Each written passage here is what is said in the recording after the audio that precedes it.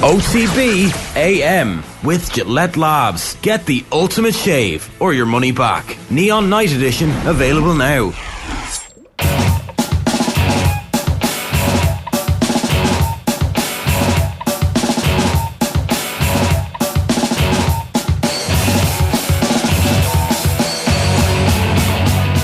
All right, you're very welcome along. It's Thursday morning. It's Europa League night, obviously, which means Manchester United are in action. We'll talk about that a little bit later on. But we have a show for you today. By popular demand, David Brady is back after last week. What do you think of that, DB? Yeah, we might play it. Will we play it? What do you think of that, Paddy Andrews? That was also doing the rounds last night. It should be on our socials. If you haven't seen it, check out the Football Pod. At 7:30 on Thursday morning, I'm delighted to say Adrian is here. Adrian, good morning to you. Morning, folks. Last week went so well, Ger. Also be back by popular demand. And Shane, how are you? Morning. How's all? I don't want to talk about Manchester United today, but Marcus Rashford is out. Are you going to finish in top four now, that Marcus Rashford? Because we've basically been a 1.5 man team. It's either been Casemiro or Rashford. Yeah, you can't have them all at once, can you? I don't think it's that concerning. It seems that he's going to be back for the run into the season, which is crucial. This is the run into the season. I know, but Eriksen's back now as well, and yeah, it leaves a bit of a gap. But once Anthony Martial starts scoring goals for you. Once Anthony Martial starts scoring goals. And the illustrious Wout Weghorst as well, of course he can bang in the goals. Yeah. No, it's a concern. Of course it's a concern. But yeah, Europa League's the focus. Evan Ferguson is the focus next weekend for Man United, of course. Brighton in the FA Cup semi-final at Wembley, so some big games coming up. Weghorst, of course, going back to Burnley next season, having not had to go down, he'll be able to go back and play directly in the Premier League with them. Hopefully that's not true, and actually they go for OTBAM instead. But Vincent Kompany might not be there. Vincent Kompany, like telling everybody, stop linking me with the Man City gig. Now they're linking him with the Spurs gig overnight. There's no chance he takes that job. Why not? It's a great job. Yeah, but he's taking Burnley to the Premier League. I mean, if they didn't get promoted to the Premier League, then you might be saying, right, he wants a Premier League job at this stage. He might jump ship from. Are you saying let's tease this out here? If you're his agent, you're like, I've got Spurs on the phone. He's like, no, I'm taking Burnley to the Premier League. Yeah, I gave them my word. I'm a man of my word. He's lived so close to Manchester. Burnley is stone's throw for Manchester. He's lived in that area for how long now? Going down to London would be a. I suspect he can have a nice gaff in London. You could, of course. And culture shock, though. If you're rich enough, they'll give you a driver. Well, somebody will drive the car down for you. You don't even have to drive it yourself. It'd be odd timing for his career, is the thing, right? Like, he's doing a very good job at Burnley. Can he pick up that template and drop it in at Spurs? The only counterpoint to that I see is that, like, everybody knows that Tottenham's a basket case, so it's basically a shot to nothing. Like, he'd go in there and make a balls of it, and then in 6 months' time go, not my fault, as they all have done, every single one of them, and maybe legitimately. Yeah. Who would take the Tottenham job realistically? You would take it for the money, of course, but it's a brilliant job. What are you talking about? They've got one of the best, most profitable stadiums in world football. It's like London, so you can attract the best talent. They've got a track record of investing money. They just invested it badly in the last time. And they've been a Champions League team there or thereabouts over the last decade. How many trophies has that talent got them, though? The stadium is the thing that people always talk about. I could see the attraction of, we give you this nice shiny office and you can come in. But the money the stadium generates is the thing. I know it does. And the talent, I mean, they're maybe a layer below or a layer below that it attracts. Dele Alli. Yeah. Hashtag wasted talent, maybe. There's plenty of that, Ger, to go around. I don't know. It's not going to be company. It's definitely not going to be company. I mean, I love your cocksuredness, but I've no idea where it's coming from. Are you both genuine? Sorry, okay. Do you really not think it's a good idea for Vincent Kompany to have taken Burnley as far as they can go? Because let's face it. Maybe he gets up and they stay one season and they're competitive and they finish between 8th and 16th. But then after that, they're going to be fighting relegation forever. It'd be a typical Tottenham appointment, in the sense that, who the hell knows whether he's any good or not? Yeah. Frank went down and lit the place up down there, and everybody was saying, well, this guy is going to be unbelievable. Look at the job he's doing at Derby, and it just hasn't. Frank didn't light the place up, though. Well, he did pretty. He left with an enhanced reputation, and that's why he was able to take.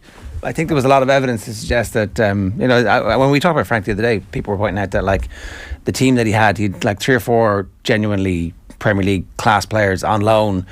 And Mason Mount was there for the season, a couple of others, and they're clearly not championship players. I think he's done a good job. I think he's gone slowly about building it. He seems to have a specific style of play where the team are doing one specific thing week in, week out, as opposed to Frank with mentality, don't make mistakes. So we're going to keep it tight, lads. The one thing I would say about remember when I played back in my day, but the one thing I would say about Company is that there's a bang of Kevin McStay offense in Company. Like the team talk style. You see the behind the scenes in Roscommon years ago when McStay did that team talk at half time in the Connacht final, was it? And then was it all or nothing when you saw the behind the scenes with Company? I don't know if it was all or nothing, apologies, but their team talk style is very much similar when the team has the backs against the wall. So that's just something I noticed. But you'd certainly play for Company. I see Brendan Rodgers here as I was just having a look at the odds. He's an ideal fit for them. Like, he Makes can go sense. in there. It's a bit of a pretend club, Tottenham. Do you know what I mean? And he can go in there and pretend, like Brian Kerr would say, pretend with the best of them, and be trotted out every week to say that everything's fine. This club is a behemoth, and it's been run absolutely perfectly. Got great character. And I think that would be a good fit. The Kerr quote, by the way, is I can spoof with the best of them. Are you calling Spurs a spoof club? They are a bit, aren't they? Like, I mean, they're a bit of a. They are in the sense of like European football. Are clearly any success a little bit of a yo-yo. Just want to, in the moment, distance myself from the notion that Spurs are a spoof club with the array of talent they have and the fact that they are consistently in the hunt for Champions League. They just haven't managed to. I'm talking about them being a bit of a spoof club in the sense of not really achieving anything or not winning any trophies, right? Like, and not really bringing in the best talent. They are a layer below that. They have obviously ambitions, and that's on one level very admirable, to pierce that bubble and make themselves a constant Champions League team, and a team that should be vying for the Champions League, a team that looked at one point as if they might be vying for the Premier League, but it's never really happened for them. That's the sort of club they are, which is fine. They're just not They still might get top four. 0879 180 180 is the WhatsApp number. Hello, Bobby Dwyer. Specifically you this morning. I'm not doing it to anger you, Bobby. Leave a comment in the YouTube, youtube.com/off the ball. Here's what's coming up between now and 10 o'clock for you. We have Graham Hunter at 8, reflecting on last night's Champions League action, a 2-0 defeat for Chelsea at the hands of Real Madrid. DB is going to talk to us at 8:20. Vinny Perth going to preview the weekend's League of Ireland action at 8:45. We have You Had to Be There with Keith Treacy, and we'll play some goodness from the football show last night as well. I may be delusional as a Burnley fan, says Nigel Gallagher, but I don't think he'll take the Spurs job. I think he has more awareness of his development as a coach. Maybe he thinks that there's a bigger job than the Spurs job that will come from overseeing Burnley's eventual relegation in 18 months. I don't know. I'm just not sure about that. Well, he's the Man City manager in about 4 or 5 years, isn't he? I don't Steven Gerrard's going to be the Liverpool manager, and like blah blah blah. It's fated that this is going to happen. It's not. Nothing's fated in football, really. Like, Pep might go at the end of this season. Pep might be there in 10 years because he's getting 20 million a year, and he's like, well, I'm still amazing myself with my own ability to pick 4 centre backs and turn them into the best defence I've ever had. I don't know. Like, does the Arteta curve continue to go that way? Like, history shows that that's not necessarily going to happen, and at some point or another, that's the way this thing works. That won't be enough for him to stink the joint out. He's been at Man City before. He knows the club. They're not his club, as Pep would tell you, but that's not beyond the bounds of possibility. And I also think Steven Gerrard will be the Liverpool manager at some point. We forget very quickly. I'm talking 10 years' time, this man. Not a hope. I don't know. Hope. I don't think Steven Gerrard will still be a management. Sorry, maybe if FSG no longer own it, anything could be possible. Somebody might. He won't be the successor to Klopp, put it that way, but somebody might put him in as a. Who won't be the successor? Oh, Gerrard. Gerrard's not going to get it. Some of the other stuff that's making the back page headlines, obviously, it's Karim Benzema scoring again. He only scores against the English teams. He's anti-English. He's anti-Brexit ever since Brexit. No, nothing to do with that. Turns out he just likes scoring goals. He's good at the old tap-ins, Karim Benzema, isn't he? You have to be there. You had to be there. Yeah. He's the boy. He's great to get himself in the position, Joe. I think that's the cliche that we use around these things. Strikers don't get enough credit, by the way. Yeah, he had to make that movement to get there, do you know? That little ball over the top last night, by the way, in the lead into that goal was off the charts. Brilliant. Probably didn't get enough love. Dave McIntyre in commentary was giving it an assist. It was that good, even though I think it was a pre-assist. Yeah. Mane hit Sané after City lost. This is an incredible story. If only Colin was here. He loved his creative tension between Sadio Mane and Mo Salah, and reckons that Mo Salah's missing the creative tension. It turns out you could get a thump from Sadio Mane if you were, if you stepped out of line. And Leroy Sané found that to his cost, according to stories all over the media this morning. So apparently they were arguing on the pitch, and you could see that, and there are some pictures of it. But they continued arguing all the way through to the dressing room afterwards, and Mane thumped him. Yeah, he hashtag doesn't seem like the type, does he, Sadio Mane? Do you know? He really doesn't. After thumping someone in the head and leaving them with it. I saw the two of them getting on the bus. They were all very sheepish. There was a lot of fans queued up to try and get autographs. And Sané came out and had the hat over his head and head down. And Mane was also a bit sheepish coming out. I'd never obviously encourage violence in any sort, but sometimes that is what the teammates need. Do you know, the verbals sometimes don't sort it out. You're better off not separating them. Let them have it out and they'll say sorry in a few minutes. I think we've moved past the point where that is a thing anymore. Like, you know, the point where they would say, it's great, you know, the training ground, Wayne Rooney having to like layering into somebody, that's exactly what you want. Like, it feels like in modern sport it's in the same bucket as the ranting and raving at half time. Well, I don't know where it comes in relation to the Boyer-Dyer scale. Like, what kind of a interaction was it? We don't get to see it on camera. So was it an absolute smack? I think for a while? I think there was blood was drawn. Serious enough. Good comparison. Is one of the reports. So I mean, it's just interesting that he was blaming, Sané was blaming Mane, and Mane was not having it. It shows that they care. They care. Liverpool fans would, like, it's not beyond the realms of possibility that he, for even outside of like punching a teammate, might have to leave the club because it's not working out for him. I was looking at his stats the other day and they're really, really poor. I'm not watching enough of that football obviously to know if there's a story beyond the stats, but I presume Liverpool fans would have him back tomorrow. Yeah, and with Firmino going at the end of the season as well. It's all the end of an era, lads. No chance of one company at Spurs, says Bobby Dwyer. Good morning to Bobby. Not proven in the Premier League, and he'd be straight off to City at the first chance. Who would take the Spurs job? Outrageous statement. One of the biggest jobs in the Premier League. It is definitely one of the biggest jobs in the Premier League, and they also pay really, really well. So loads of people want the Spurs job because it's a great job. That's the to be factually correct about this. Big news coming out of the Dubs overnight. Well, apart from that's the headline here, is James McCarthy was obviously out doing press yesterday, and he's making the point that while it's above their pay grade for the players, basically the provincial championship doesn't make any sense. And I think it is interesting. I know you were sceptical about this in our pre-show meeting. I think it is interesting that the players are like, this doesn't make any sense. Because once that starts to happen, it seeps into the consciousness. You're reading Jim McGuinness and he's like, no, we can't get rid of this. Once you get rid of the history, you can't bring it back. It's like, yeah, great. We can't bring that back because it has literally been a blight on the GAA's calendar since it was invented.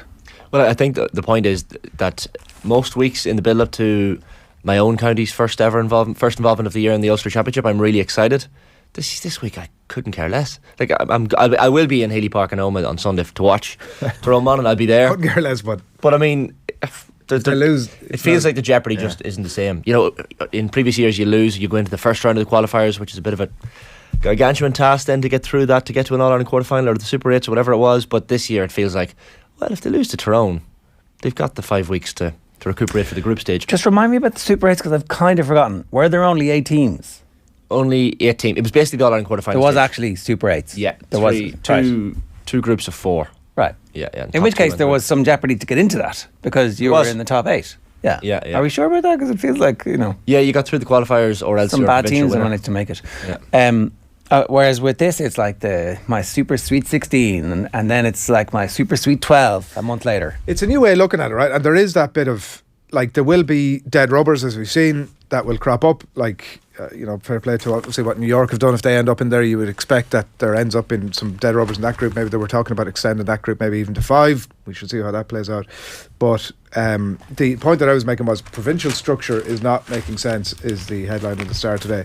And maybe it needs to be death by 1,000 cuts with this thing. That's unfortunately, like, it could have been. They could have just ripped the band-aid off with Proposal B last year. I mean, let's go.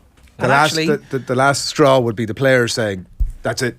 We don't know this crap. I do think that Proposal B could have rescued the provincial championships because they would have put the provincial championships at the start of the year. Remember when, like, there's huge crowds at what's your local tournament in the pre-season tournament? Dr. McKenna. Dr. McKenna, not the O'Byrne, the Dr. McKenna. There's like huge crowds at that because there's this mad, like, pent up, everybody wants to go and see the teams play. And if that was the Ulster Championship and it was run off over 3 or 4 weeks, I think you would be getting 10, 15,000 at those games. Instead, it's like now everybody's going, and there'll be big crowds because there's nothing else on. for a few weeks. But they tease us. They improve things year on year. Like they got rid of the universities from the Mechanic Cup, for example, which was definitely a step in the right direction. But then it's such a slow process to make it interesting again. I think there is something in that. Maybe, I don't know. Do you put the top 2 teams in your province, or say the top 4 teams in your province who finish in the league in the top 4 places? Do you put them into the provincial semi-finals? You get an awful lot of dross getting into, depending on the province, getting into a that's Leinster semi-final, let's say, or a Connacht. Yeah, you might have Division 3 team or semi-final or final even. When the players retire from playing county, says Michael, having a provincial medal is something they will be proud of. I mean, I suppose, but the players are proud of their Railway Cup medals. Like, that doesn't mean that we should still be persisting with the Railway Cup when it completely disappeared. I mean, look, they kind of screwed the provincials, the Railway Cup, by the time of year it was. But anyway, But that's the league as well, so that gets replaced by a more competitive league that people are putting in more of a, and everybody gets to improve collectively at the same, and you get to manage expenses and you get full oversight, and there's like loads of different reasons, and there's loads more games, and you can develop a fan culture, which is actually one of the interesting things. I think I've begun to realise that we don't have a fan culture, we just have this kind of abuse. People just go because there's one game a year and you go and you vent for that 60, 70, 80, 90 minutes, and then you go home and you're internet trolling the Leitrim players. Like, the Leitrim players getting abuse. The Leitrim County Board have issued a statement saying, what the hell is wrong with you? You were actually speaking to somebody close to the situation yesterday, Shane, and there's genuine anger about the fact that the Leitrim players have been attacked by faceless morons. Well, a lot of people watching this morning will have seen or used Hogan Stand and those other forums, and you can have anonymous accounts, and it's similar to Twitter as well, the vitriol that's on there. The fact that people can hide behind accounts and criticise, or in many cases abuse amateur Gaelic footballers or hurlers, is actually remarkable. They wouldn't say that they wouldn't say it to any of them walking down Carrick-on-Shannon Main Street. They absolutely wouldn't. Like, not a chance. So the fact that they can hide behind and say these things, the Leitrim players weren't trying to lose to New York. And the point is, years ago Leitrim lost to London for the first time. They've lost to New York for the first time. These things happen, but those players had to go into their jobs on whatever it was Tuesday morning once they got back from New York and face the music and get back into daily life. And the fact that they have to put up with this sort of crap, irrespective of whether or not they're amateurs, right? Because I think that sometimes the amateur thing is used as like you actually can't have a proper analysis of the game because, or if somebody if somebody sticks a finger in their eye, you can't play. I think just as like normal human beings should not be getting abused for anything by anonymous people online. You should not be able to say stuff anonymously online to people that you wouldn't say to their face. Yeah, I think there's a lot of that stuff that happens in the stands anyway, right? Like during a game. We've all been at the games. Like, you have to be, I don't know, at this day and age, that sort of stuff, it only gets worked out within the stands, within the grounds, by being policed culturally by other people who can go, listen, will you shut up? Like, that's absolutely OTT, particularly at GA games where you end up having a lot of family and friends and stuff around. It's just the level of unawareness to do that now. Why do you think that happens? So, Tommy's been talking a good bit on the football pod about trying to build a supporter culture in GA. I think it's because the games, there's so many day trippers who go to just that game that they feel entitled to behave like that because there isn't a cultural policing, because there isn't a group of people who go to all the games and are like, no, that's not how you behave. When I was at the league final, the Galway Mayo final, there was a few words used directed towards one Galway player in particular during the match that I was shocked by. I was literally sitting there going, I've been going to matches for years and I was shocked at what he was called by a man who I would say was in his 60s. A Galway fan? It was a Mayo fan about Galway players. Right. And that's not to tar all Mayo fans with one brush, but it was disgusting. And I was like, this is like, this kid, if it was a 15-year-old or a 16-year-old, you'd think, Jesus, they're going to grow up and eventually realise you can't say that. But this was a grown man, and it was disgusting. And was it policed? No, not policed at all. And there was a lot of looks obviously thrown his direction, but and that's just one tiny little portion of Croke Park. You can imagine. Well, that results in that does result. You're opening yourself up to. Like, look, ultimately with stuff like the smoking ban and all that sort of stuff, they were successful because people were going, here, can you stop doing that? I'm not into it. And we all know that it's the same way if, you're talking to somebody over the weekend or whatever and somebody says something on the line, or your mate drops something into the WhatsApp group. Yeah, you call them out. It's not, and it's not easy, right? Like, it's easier to say nothing. It's not easy to turn around to your man and go, here, would you mind packing that in? Because what you're doing is you're opening yourself up to, like, possibility of a bit of physicality there, depending on the outlook of that person. Yeah. I mean, you would hope at that stage that the force of the silent majority become less silent and are like, hang on a second, you can't be doing that. Anyway, look, tell us your stories. We should point out that the Telegraph, the Telegraph, which I'd say is one of the most well-read papers amongst the rugby fraternity in Ireland. They're going to be very embarrassed. They're going to be choking on their... What do you have for breakfast, Adrian? Porridge. Caviar. No. Absolutely, every morning, Ger. Well, I mean, that's the breakfast of champions, obviously. Flaxseed. So how do you posh up your porridge? Flaxseed. Posh Flax porridge, up your right. Who cares about women's rugby? Irish crisis exposed. This is super embarrassing for the IRFU and for everybody involved in rugby in Ireland at an administrative level, and it's embarrassing for the players who are going to represent Ireland in the Six Nations this weekend. While men's national team are riding high, their female counterparts feel ignored by Union's old boys club. This is a story by Fiona Thomas. Just a few quick bullet points on this. Following a wide-ranging investigation, it can now be reported that at a dinner in Dublin last month, a prominent figure in Irish rugby said, "Who gives a fuck about women's rugby?" during a speech made by the IRFU president. I apologise for the language, but it was what was said. There have been horror stories around team selection with players being missed off emails or not even told they've been dropped ahead of a match. Players were refused protein supplements in the build-up to the team's tour of Japan last year. Players were not properly consulted about the IRFU's decision to change the colour of the team's shorts from white to navy blue because of period concerns, and the IRFU refused to explore the option of hybrid contracts, instead favouring a full-time or nothing attitude. Now, they have got some comments from the IRFU in response to this. They are saying that they dispute the claim about the change of shorts, that one of the players had said it was nothing more than a PR stunt. Some of the squad only learned of the news on Instagram. The RFU says that this was first identified by players during the tour of Japan when they were informed the colour change was going to happen. And then also the RFU said that it had no recent evidence of players being missed off selection emails, and that it had specific policies in place for informing players about team selection. You know, you're parsing the language. No recent evidence. What does recent mean? Is it this week, last week, this tournament? How recent are we talking about from the IRFU's perspective? And then in terms of the contracts, the IRFU told the Telegraph it had consulted heavily with players before it unveiled full-time contracts last year, and that it had acted upon specific requests from players. The team's contract model, it added, was constantly under review. But John Cronin, who you should follow John Cronin on Twitter if you have any interest in women's rugby or rugby in Ireland. He's the director of rugby at Railway Union RFC, and he says an old boys culture tends to pervade the organisation that can be quite hostile to women's rugby. Women's rugby has come along, but the governance hasn't evolved. The RFU says such claims are objectively untrue. It's investing millions in the development of the women's game at both the professional and community level. We've seen consistent growth and participation of women and girls, testament to the work going on across the country to attract more females to the game. They have a dedicated women's committee and women's advisory group who are tasked with overseeing the growth of participation by women and girls in the game. And it has recently appointed a head of equity, diversity and inclusion. So, yeah. The IRFU subcommittee for women's rugby involved members being appointed rather than voted onto it. There's no single representatives from any of the 10 clubs from the women's AIL. So that's it's just massively embarrassing. And I presume the sponsors Aon of the women's team are less than happy about who cares about women's rugby. Irish crisis exposed headline. So, will there be any? Will this story take off? Will the rest of the rugby journalists take this story up? It'll be very interesting to see over the next 24 hours.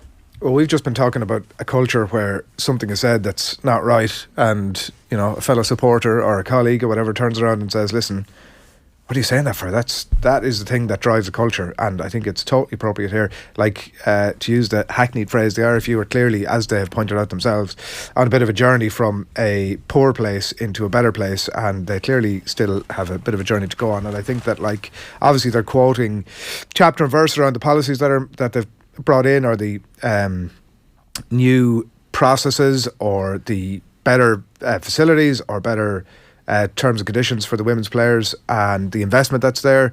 So those things can coexist, obviously, in any company with a cohort that have still got a poor attitude. So, like, you think you have to take the article on its merits, and the statement has come out. As you say, I'm sure the sponsors will be interested to hear a little bit more than that, and it would be nice to see them to see the RFU go a bit of a step further and like, are they internally sort of asking around? Anybody hear? Because it might be legitimate that nobody heard that. I mean, it might be, but it might be. So the exact details are at a president's dinner attended by around 200 people last month. IRFU President John Robinson gave an address during which he referred to the progress the union has made with the women's team after the rollout of full-time contracts last year, to which a prominent figure in the Irish game said, "Who gives a fuck about women's rugby?" Again, pardon my French. Robinson was not within earshot of the comment, but obviously somebody heard it. Yeah. Because otherwise it wouldn't be reported. I mean, somebody within the IRFU, and like, but you know, if it was in most companies, you'd feel that people are sort of the next day or whenever this emerges. Did anybody hear that? Does anybody know who did that? Yeah. Anybody said that? That's the bit that actually properly addresses the culture. The thing about players not being told or informed by email of their non-selection that's pretty bad if true. The IRFU saying it has, quote, no recent evidence. So obviously it did happen before that. Well, that's what I'm taking from that phrase, but certainly that's a massive issue. Right. Yeah, and look, the coaching ticket are due to obviously announce the team and do press conference stuff later today, so you would expect that this is going to come up.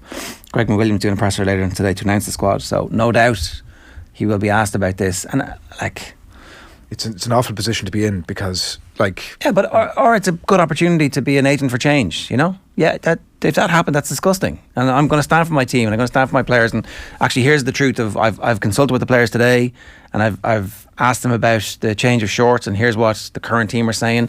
And sure, some people are unhappy with that, but we can't keep everybody happy. There's a way to navigate this that is like, ask me anything, and we will do our absolute best to answer that. Or there's another way to answer it, which is like, no questions on that. Questions about the team selection today, and that's it. So we shall see. Noel Cal says, I'd bring back the interprovincials but make a full weekend festival of it in Croke Park.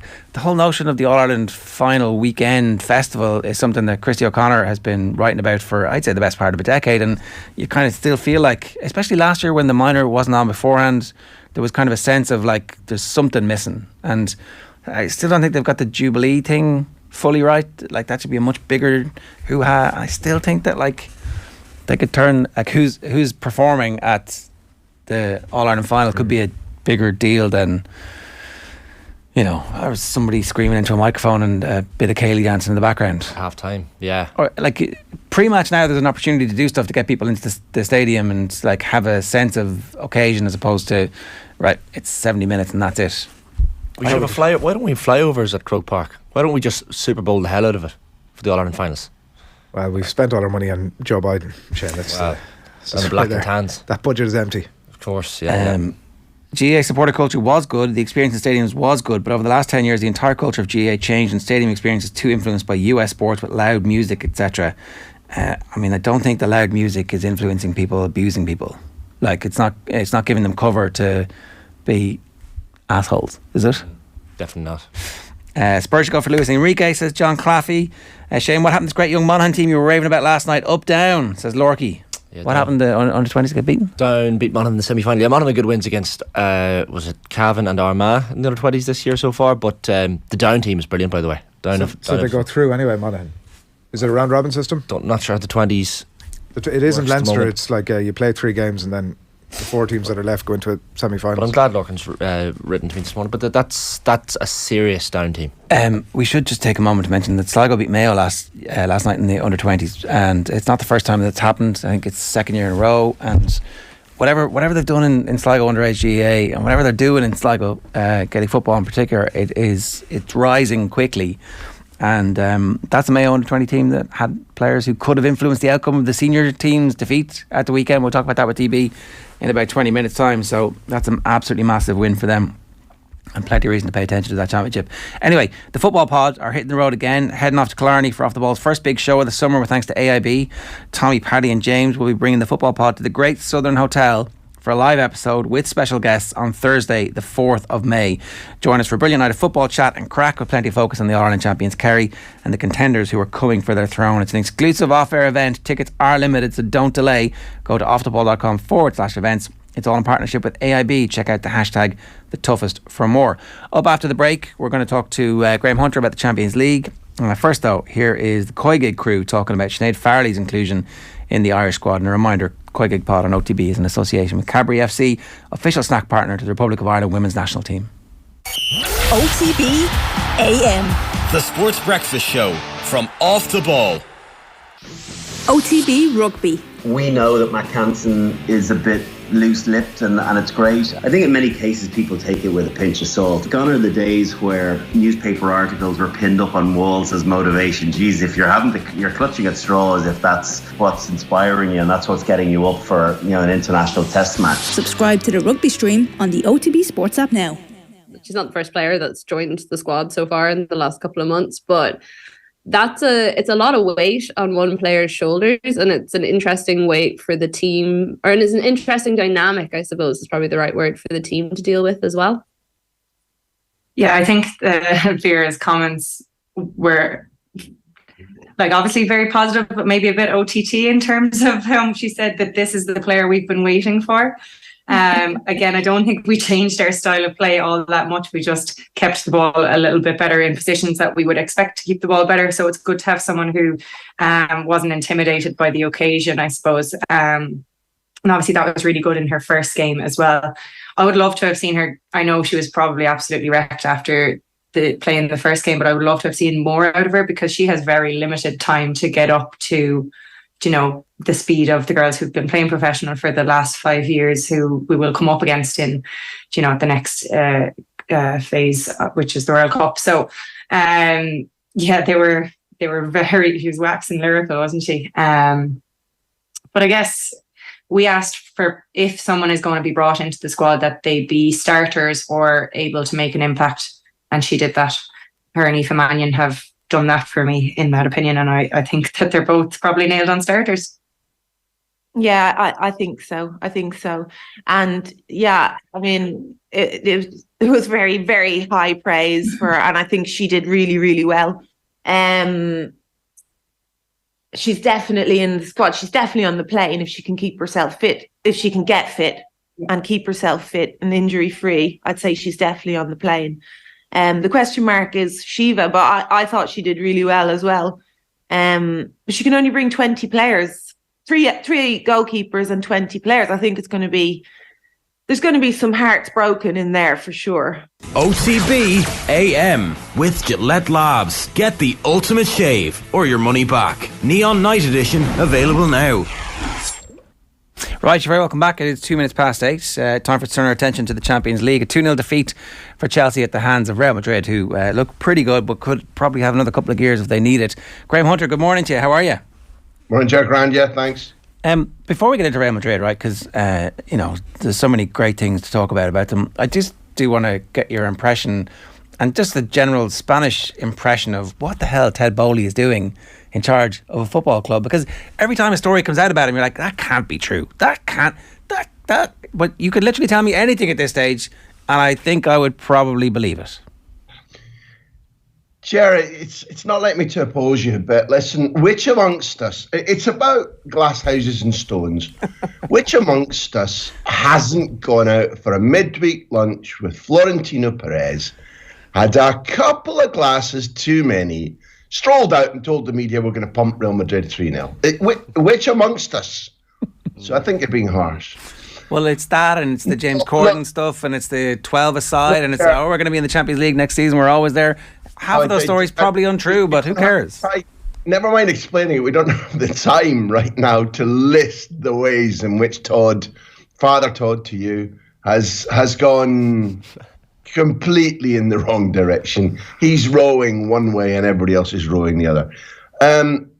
There was a really good visual example of what you're talking about last night at the Bernabeu. Just like in every Champions League match, the goalkeepers will come out first. So you'll have this in every stadium, this beautiful big green playing surface laid out with either cones everywhere or balls everywhere, as if they were crop circles, because the players are coming out have been set up by their technical staff. And everything's in position for the exercises that they're going to go through in the warm-up. Then gradually, both sets of keepers will be out, and then Chelsea came out long before Real Madrid last night, and it was carnage. There were players everywhere. I'm pretty certain I counted 32 footballers.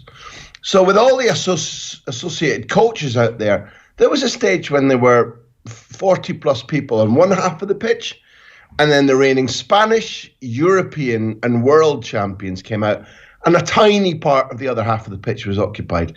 Because you only need, if you include coaches, about 24 good men in the men's game, not in the women's game, in order to dominate the planet and become the most successful footballing unit around at the moment and on a tot-up basis ever. So once they were both out, there was a tiny pocket of green space occupied by Real Madrid doing 2 rondos, and then Chelsea employees everywhere in the other half. And yeah, I'm a cynic about... No, I'm not a cynic. I'm a critic of the way in which every club has 2 book list prices for their players. For the general market that come in, and then they have, I know this as a fact, I've been told this directly, they have another list price when Chelsea comes in. I watched the way in which Arsenal's scouting and football direction went awry under Wenger when he didn't have the cojones to sack or remove or create a hierarchy amongst the 4 different men who all felt they were on equal terms. Dick Best, Steve Rowley, Francis Cagigao, and Arsenal's policy became a mess. Nobody was quite sure who had the final say. There was backbiting in Chelsea. And Chelsea have created a joint director of football structure with a technical director above them. So at the moment, it doesn't matter too much to Frank Lampard because the market's closed. But in terms of when the next coach comes in, when the permanent coach comes in the summer, to whom will he feel that he's answerable? The owners, one of the 2 football directors, the technical director above him, who will tell him that he's answerable to them. In organisations, power struggles emerge. Chelsea have created it. And I'm not for 1 minute am I saying that any of the people that I'm referring to now in this organigram is the Spanish organisational chart. Excuse me. I'm not for 1 second saying that any of them lacks talent. But the structure's wrong. The structure will propagate power battles, communication difficulties in terms of whose word is final, to whom do you report back if you want to ask something, never mind be answerable for performance levels. I don't understand because Todd Bowley, remember, is it's not insignificant what he's invested. It's not insignificant that he was the main driver of a purchase which he tried to make in 2019 and finally went through in May 22. There's Feliciano, there's Mark Walter, there's Edad Egboli. So that's a mixture between Todd Bowley and those who comprise Clear Lake, and Mark Walter is a personal friend of Todd Bowley. So in terms of, I think you were referring to the fact that Todd Bowley is becoming a watchword for sideshow Bob behaviour. It's a little bit, much though I respect his previous business, entrepreneurial, and indeed emerging sporting success in his own sphere of the world, he's not handling this well. And it occurs to me that the others who've got serious financial stakes in this project may need to be reviewing whether he is the right one to be the front man for the 4 of them, whether he needs to rein himself in. I bumped into him last night, said, good evening, good luck, thanks very much, very pleasant guy. That's not what you were asking. It's not, in my opinion, going particularly well. And I think they're sowing seeds for pretty arid harvests in the future too. It's funny, Graham, there was one line in your latest ESPN piece, I think it was your latest ESPN piece, that gave me a bit of a giggle when you're talking about Todd Bowley and the Chelsea owners. You said, it's as if the Chelsea owners got hold of Perez's blueprints, spilled several glasses of cheap champagne on them, blasted the damn pages with a hairdryer, turned them upside down and read them backward. Like, is your point that Chelsea are basically a failed Real Madrid? My point is, let's base it on the fact that Todd Bowley has been trying, his first concrete efforts to buy the club in 2019. That means he must have been thinking about it. You don't make an instant decision to try and spend a couple of billion on a sports project on the other side of the world in a sport you don't know very well. So let's say that this idea took seed in his brain no later than 2018, maybe 2017. You have time to go out, and at that stage they must have been readying themselves to spend the 600 million euros plus. It's in, and wait, that's purchase price. If we think about the contracts that have been awarded, we won't be very far away from $1 billion invest, and the removal of Marina, the managing director, Granovskaya, Peter Cech. Listen, those who've invested will not be far short of €1 billion put into this project at the moment. Never mind purchasing the club, which is another couple of billion. Therefore, if you want to spend the 620 million on player purchases that you've done, there's a very simple template. So rather than just saying Chelsea are failed with Madrid, they had time to say, Florentino Perez has got a similar Galactico idea. Florentino Perez has gone out and with shock and awe tactics has repeatedly over his quarter century in charge of Real Madrid spent bucket loads of money on either initially buying the very best senior players in the world or latterly making sure that he has a scouting network and recommendations that allows him to buy the best young players in the world. Militao came at 21, Fede Valverde came at a very young age, Vinicius and Rodrigo came as teenagers, and they're the players that will put Chelsea out next week. In the past, it was Zidane and it was Figo and it was, paying the wages to make sure that they stayed of Raul and Roberto Carlos and Ronaldo Nazario. There was a template where it was very, very simple to get into a project saying, we've done our homework. We know what Real Madrid over these last 23 years when they've won 5 or 6 Champions League and 4 or 5, I think it's 5 Champions Leagues and 6 World Club Championships. And they've been less successful in La Liga, but their trophy haul is 33 in 23 years. And you could have gone in there very easily and said, okay, these are the things they've abandoned. These are the absolute certainties. I'm pretty sure they tried to hire Real Madrid's Juni Calafat, who is their principal. It doesn't quite work at Real Madrid in calling somebody a chief scout. Juni Calafat particularly is somewhere between, he doesn't carry the position brand name. He's somewhere between a director of football and a head scout, but he's got executive powers because he's so trusted and his record is so good. I think Chelsea tried to hire him. That wasn't enough. It didn't succeed. They have spent Real Madrid Galactico style money in equivalent to the early part of Florentino Perez's reign, but they've done it in a willy-nilly way. They haven't thought about shedding the bloated numbers that I referred to when I was talking to Ger. They seem to be doing it in a shotgun manner. There's nothing rapier-like. There's nothing specific about it. They for example, they didn't buy a centre forward in the winter market. What have they got? 29 goals in 30 games, or it's 30 and 31. They're one short of a goal per game. They were a little bit shot shy last night. They've got Aubameyang on the books. They didn't register him for the Champions League. It's their money. So boo-hoo. A lot of people listening to Off the Ball AM may be saying, but for the health of football, for our respect for, never mind Todd Bowley, but for Chelsea Football Club, it just looks like a complete porridge. It's coming across that way, and there was a little bit of that in the performance last night, but actually, when João Felix has the chance in the first minute, here he is back in Madrid.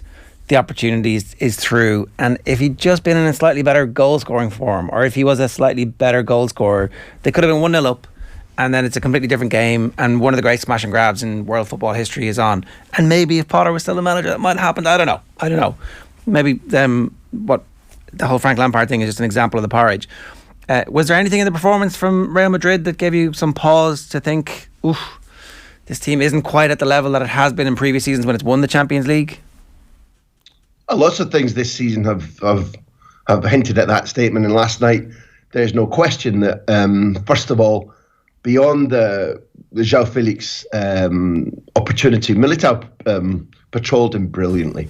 Started off with a disadvantage, made sure that he ran, didn't tackle, didn't jockey, but ran and got to João Felix's left side so that he forced him a little bit right, didn't allow him to cut in, which is what he knew João Felix wanted to do. I thought Militao, starting from a disadvantage in that early chance, did really, really well, after which it was a routine save for Courtois. The save from Sterling was big, the save after late on when it was 2-0. There were sufficient indications that Chelsea's game plan had been good. There was absolutely nothing wrong with the way that Chelsea decided to play. Their pressing, their intensity, the way in which they consistently managed to originally isolate Alaba and Militao with Chelsea's 2 up, which was João Felix and Raheem Sterling. I was looking down at Ancelotti, who was consistently roaring at both Kroos to drop as the pivot to help, so that it wasn't always 2v2. This is when Madrid have the ball. So in other words, the idea was that if Chelsea won it, they would consistently be looking to launch beyond. You don't want to defend 1-on-1 or 2v2. So Kroos and Camavinga were consistently being yelled at by Ancelotti just to be more conservative and to make sure that it was always 3v2 while Sterling and João Felix were on the pitch. Until Chilwell's red card, I thought that Chelsea held threat. After Chilwell's red card, it wasn't simply, as you're hinting, that Real Madrid. Thibaut Courtois said it best afterwards. He said, that Espina Clavada, we've got a thorn in our sides about the fact that we should have added a third or a fourth. I hope we don't regret it next week. Madrid were less impressive 11v10. So we come out of this saying, if you want to use a template as Inter's performance at Benfica, Manchester City's performance at home at Bayern Munich, if we want to use a template about any of the ways in which Real Madrid played the return legs against Paris Saint-Germain, or the first leg against Chelsea, or the second leg against Manchester City last season, then last night's performance by Real Madrid comes up short. But they're 2-0 up. They'll enjoy the dimensions of the pitch and the atmosphere at the bridge, and I think they'll go through. But Chelsea were, in attitude and game plan, significantly better last night than I'd expected them to be. And had they been 11 throughout, who knows? Who knows? I guess we, as football fans, are really hoping that we're going to see the 2 legs of Real Madrid versus Manchester City, just to see what happens. Obviously we've seen it before, but we get to see it again this time, and it feels like Pep is getting to some kind of higher level of consciousness of what he needs to do with this group to get them over the line, and no better team than Real Madrid over 2 legs for that to happen. Yeah, it's a beautiful phrase. I write some things in my columns and I say some things loud, but the higher level of consciousness, man, that's very Zen. That's very Buddhist, man. Well done, grasshopper. You need to walk the earth. I think for weeks we've been watching a team that's been making the sound of clicking. And my personal opinion is that incorporating a new style of play and educating a young man who's phenomenally physically and football talented in Erling Haaland, but educating him as to the Manchester City way, the Pep way. People have been, in my humble opinion, very disrespectful about what that takes. I've watched players consistently, whether it be at Barcelona, Bayern Munich or City, not really understand, not really get on the wavelength. There's been enormous pressure on Manchester City to evolve to having a 9, which they hadn't had for a while. Haaland evolving to the movement, the timing, the ideas of both the team, because that's a living entity around you every time you perform in a competitive way, and the coach, because he's demanding certain things of you.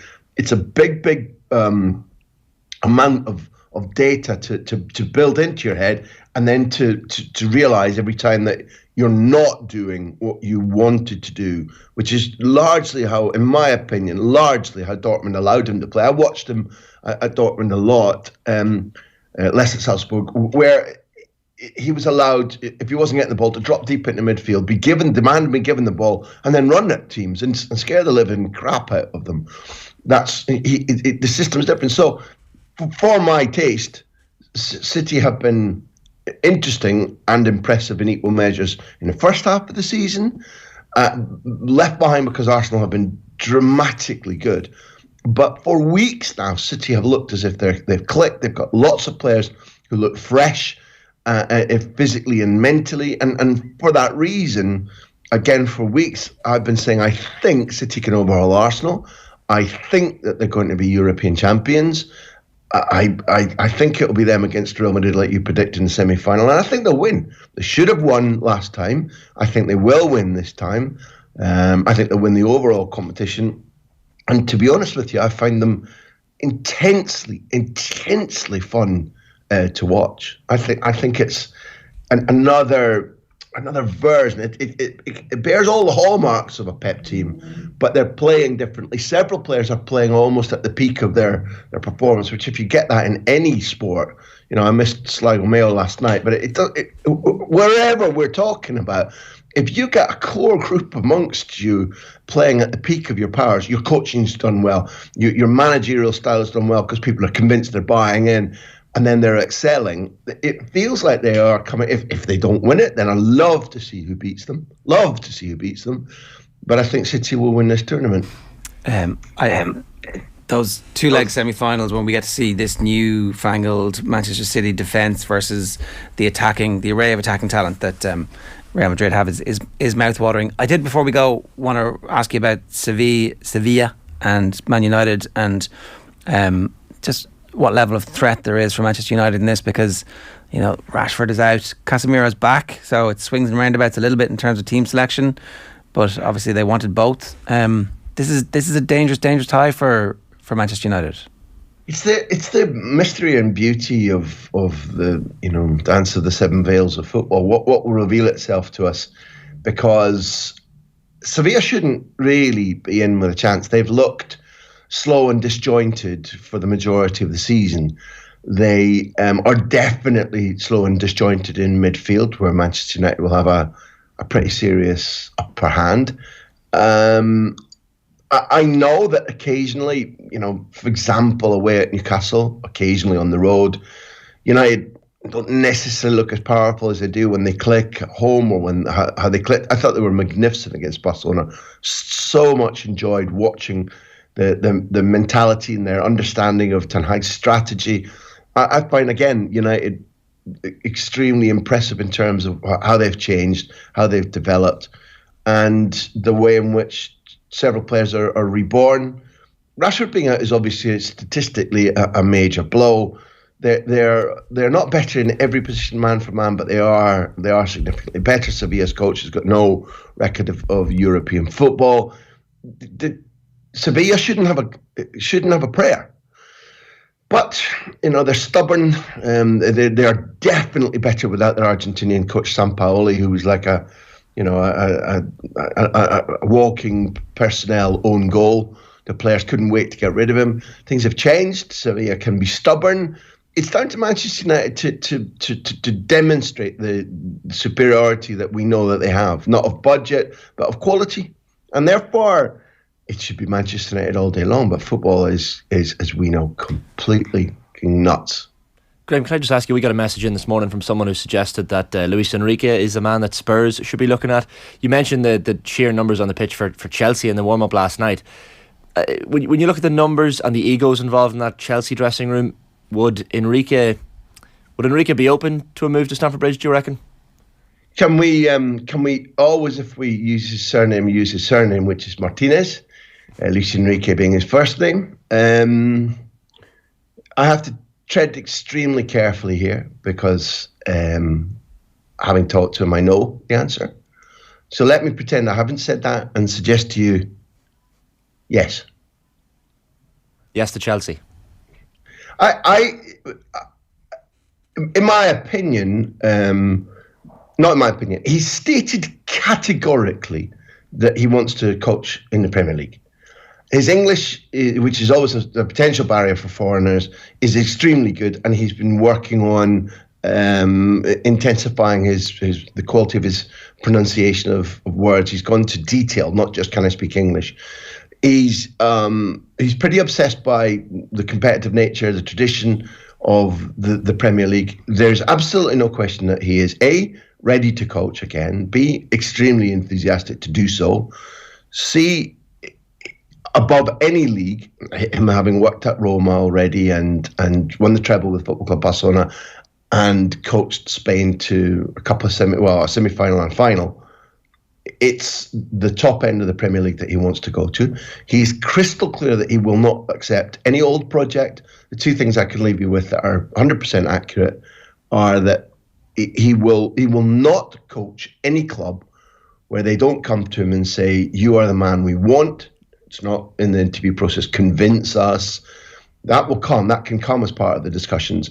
He needs the opening stanza of the discussions to be, we understand how you coach. We understand what you're like. We want you. If Spurs or Chelsea, or Spurs and Chelsea, which is in my opinion, potentially where we're at, come to him and say that, then it will be a battle to see, which is the better fit, which of them want him more, which between the two clubs he would choose. It's not a market without competitors. There are choices for both clubs out there. But my impression is that it will now be a little bit of a surprise if Luis Enrique Martinez isn't coaching in the Premier League from June onwards.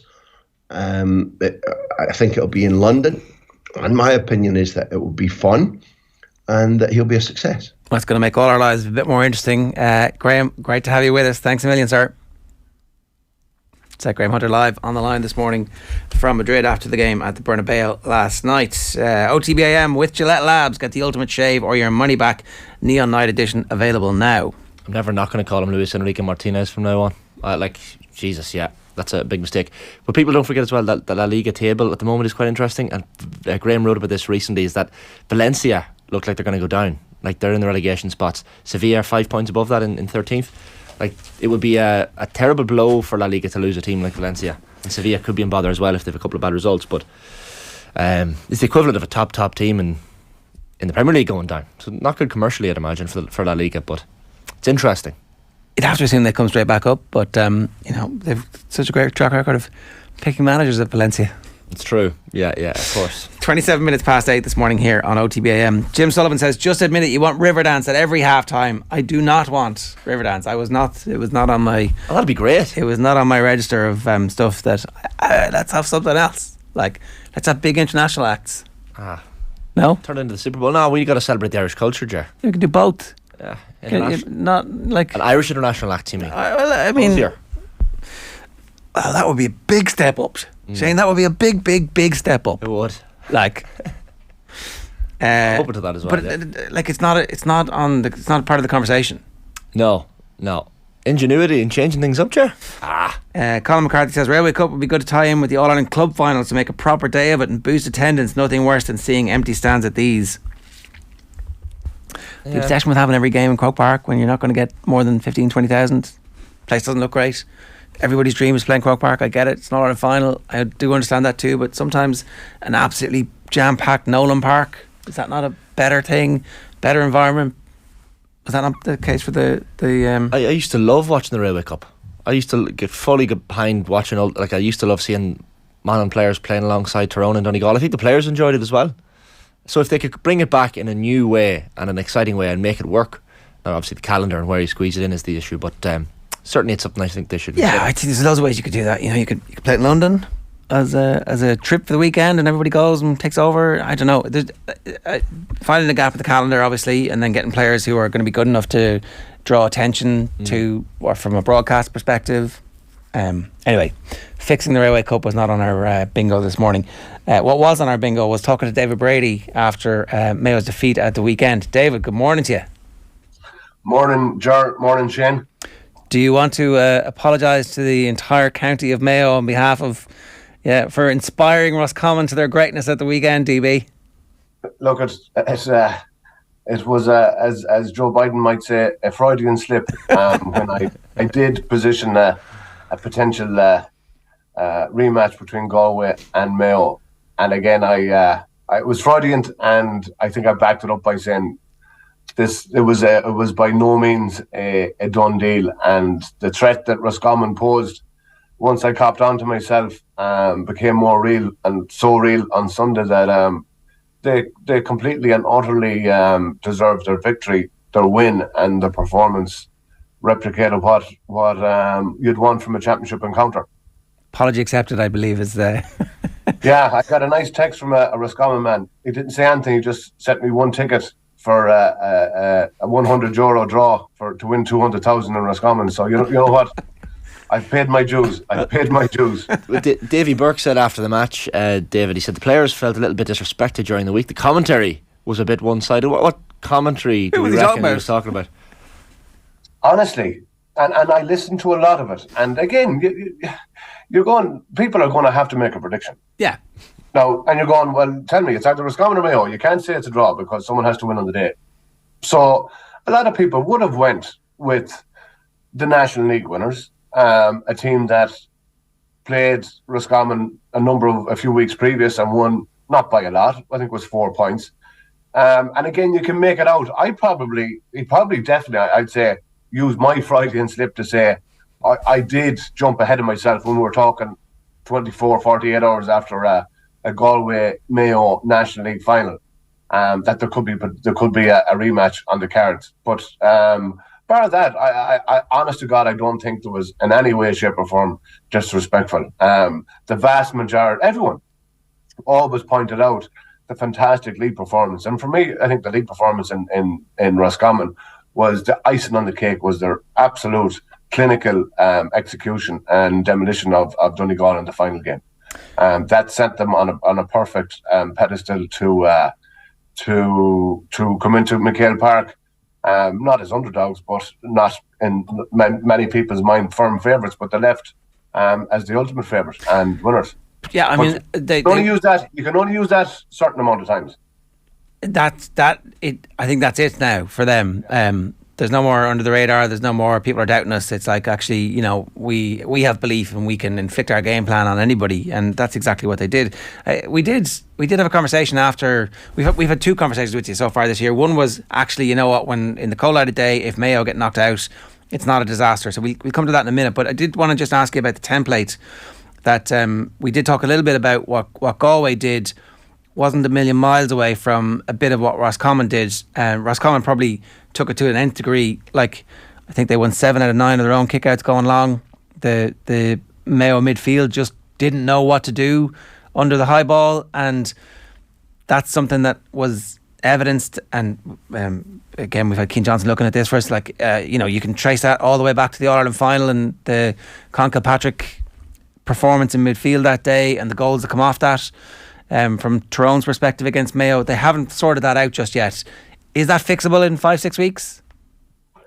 I think it is fixable, but it's only fixable not in one position or one man, or it's not your number 8, it's not your number 9 specifically. Yes, from a ball winning midfielder, the likes of Enda Smith and Con Fitzpatrick, they're outstanding individual ball winners. And you need that from a Mayo perspective going forward. But for me, it was not a replication of the All-Ireland final against Tyrone, but it has been proven, and a lot of times, both in league and championship, that when you completely and utterly deny space to a Mayo attack and close them down and just kind of make it pedestrianised from their perspective, they do struggle. And they did play a part in it as such. But you kick the ball long, and as Roscommon did, and as Tyrone did in the All-Ireland final, if you kick it long, you have a plan, and you know what you're doing, but your setup, your defensive system is already in place.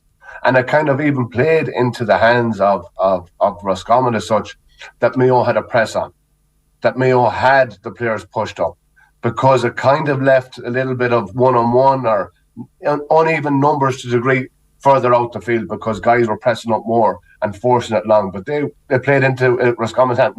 They wanted that, but they were set up from a perspective where if we lost it, that we're already set up in our defensive position, and they were outstanding defensively, outstanding collectively as a team. They worked, but again, the likes of Conor Daly or David Murray and Brian Stack, they need to take plaudits as well. They were very, very, very good. Yeah, I think Davy Burke was at pains to stress that, the defensive strategy and how it worked. I think they only conceded an average of 13 points throughout the league as well. And like that, just hunting in packs and giving them no time on the ball. We had referenced that last week, even the lack of Mayo scores from play. And that was clearly something that Davy Burke targeted David. Yeah, and again, if you look at it, and there's the yin and yang, and Jim McGuinness had his piece, and you could see it and feel it during the game, that it was over 10 minutes before Mayo put in their first tackle as such. And again, with the wind and the dominance, now again, you can go on the counter of that, Mayo could have been 2-2 up after 2-2 to a point, or 2 points up after 15 minutes. If they got those, and it's not about a break or a bit of luck, like they had goal scoring opportunities. The ball that came off the crossbar from Stephen Cohen. Like they did have, that was their time to put their stamp on the game. And they didn't. And then Roscommon, when a game is 2 points to 1 after 17 minutes, and there is a forceful win there, you get a massive degree of confidence off that. And from a Mayo perspective, they did struggle from I suppose even a game management point of view right down towards the end. But that's for me, these things are all fixable. Again, you don't take the ball into with your inside full forward line, take it into as much contact when you're not getting the breaks from the referee.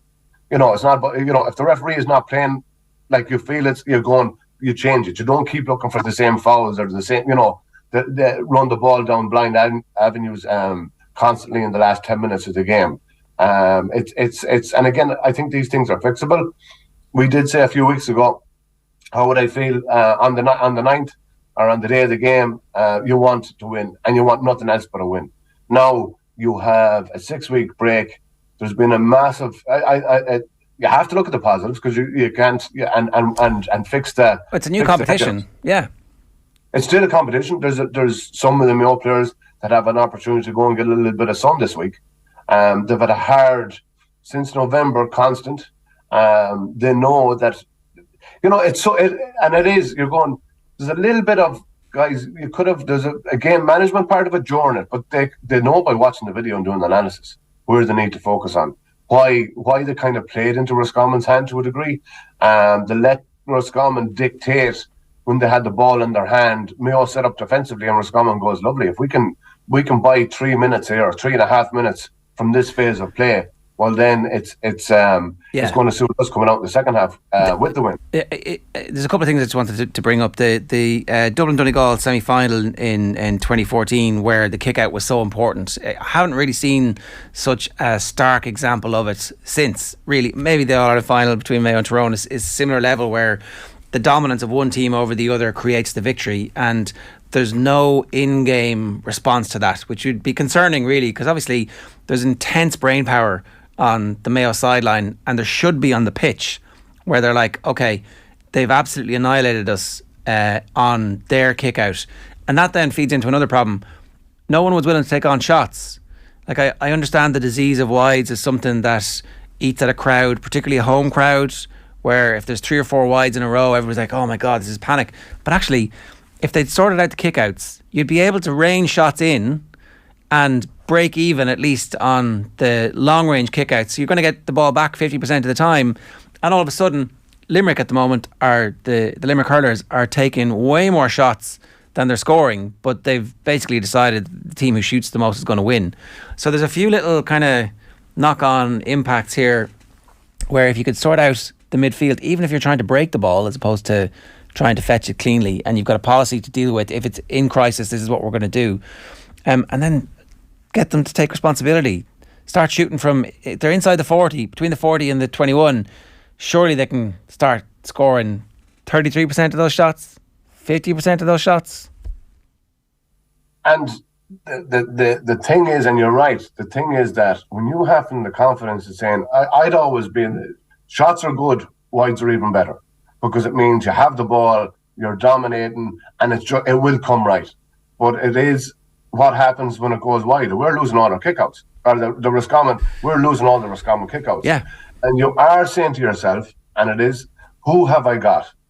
Now, again, your Aidan O'Shea is full forward, but was it better against the wind, to have Aidan O'Shea out further out the pitch? Was it better to have Tommy Conroy, who has more legs, pace and power, out the pitch rather than being kind of like suffocated inside? Probably to bring Aidan out because And again, it's probably not a lesson or whatever, but I know there's an agreement, and there obviously was, between the senior management and the under-20 management. Again, Sam Callahan didn't play as such. Bob Toohey, because they were held in reserve for last night's under-20 game, that didn't work out in Mayo's favour. These are guys that played in the National League final a week previous. I don't know, was it the right decision? There'll probably be, there'll be maybe a lesson learned or a decision made going forward again. But we don't. Bob Toohey is a young, massively capable footballer. Sam Callahan too. But we, again, from the bench, midfield, that kind of strength, dominant, when it is a 50-50 battle around the middle. And it's not working out for Jim as such, and it's not working out for Matthew Ruan. And Enda Smith dominating, Connor Cox coming on. Probably you're going, who would be our third midfielder, or our go-getter? And again, back in the day, there was a loads of us around. We had that, it's a different game now from an athletic perspective in midfield, but we can probably a little bit shy in that regard if there was an injury picked up, or there was a scenario that presented it against Roscommon the last day.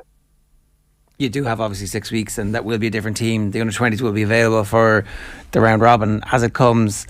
There'll be 2 games that aren't in a home ground for you, which it turns out isn't much of a disadvantage for Mayo at the moment. So it's a kick in the hole, but actually maybe it's one they needed.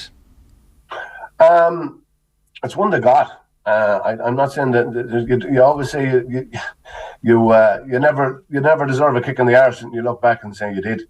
But it is something that they will need to work on from a game perspective, a game management perspective, and there's nothing that's not fixable.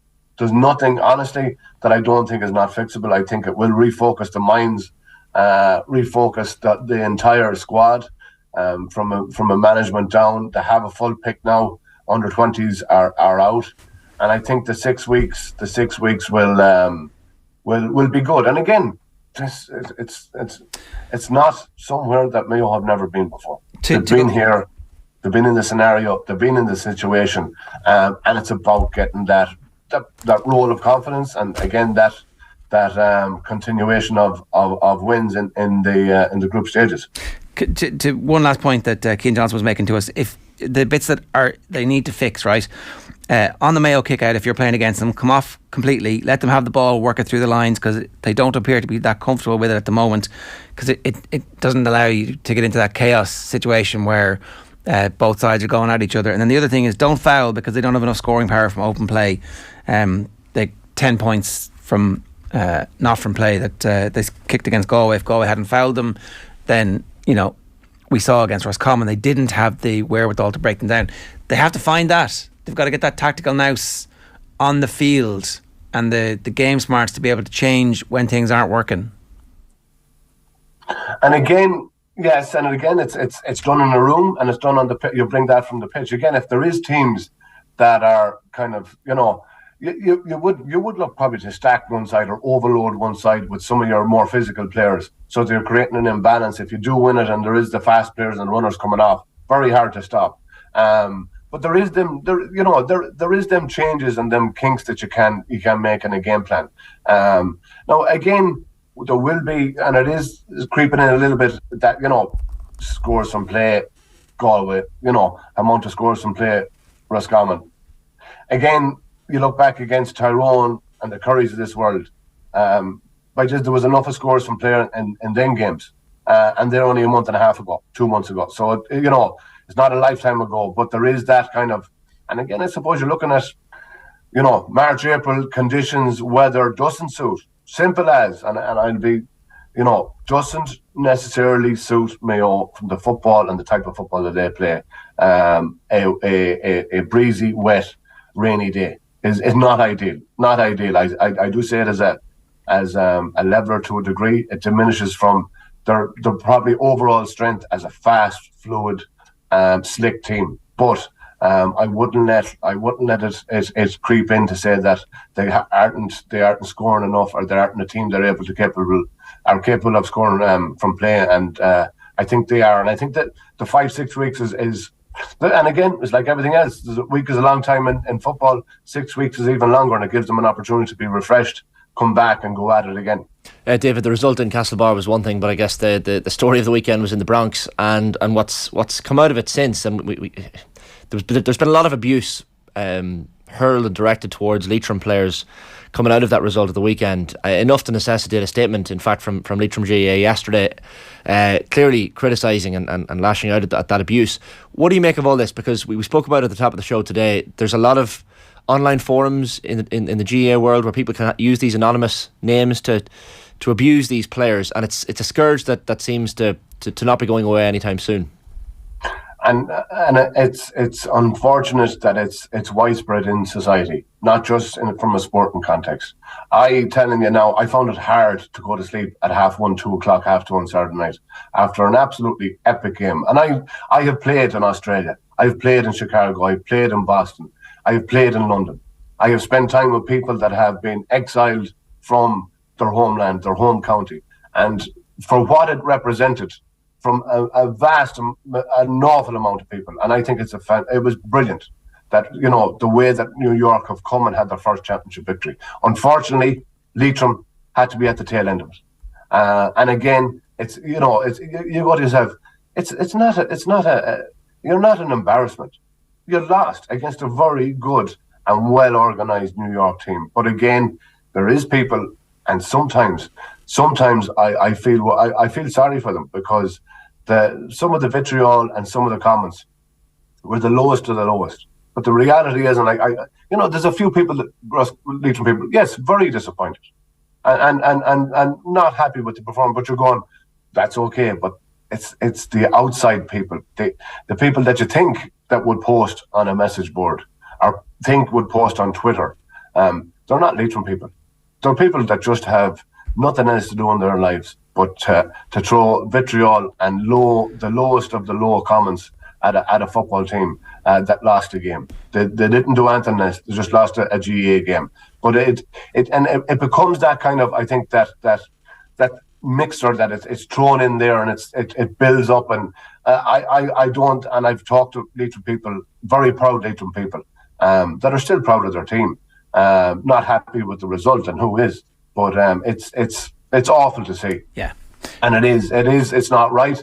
But I would say that it's not about Leitrim supporters. It's probably one or two man's flew off the handle, but it's a sad indictment on the people that actually write these things, because they have damn all to be doing in their lives. TB, we'll leave it there. Good stuff. Thanks a million. See you guys. Now, if you want more GAA chat, the Football Pod are hitting the road again. They're heading to Killarney on Thursday, the 4th of May. It's with thanks to AIB. Tommy, Paddy Andrews and James O'Donoghue will bring the Football Pod to the Great Southern Hotel for a live episode. It's an exclusive off-air event, and tickets are limited and flying, so don't delay. Go to offtheball.com/events. It's all in partnership with AIB. Check out the hashtag The Toughest for more. Up next, we're talking League of Ireland with Vinny Perth. First, here's Dan McDonald chatting about how the Euro 2028 bid isn't a massive investment for Ireland. But I mean, it's a bit like when people say everyone's so excited to have Joe Biden here. I mean, most people I meet are getting on with their day. So I wouldn't get too hung up on the poll cars and the political classes dining out on it. I can understand almost the resentment as they do so. Yeah.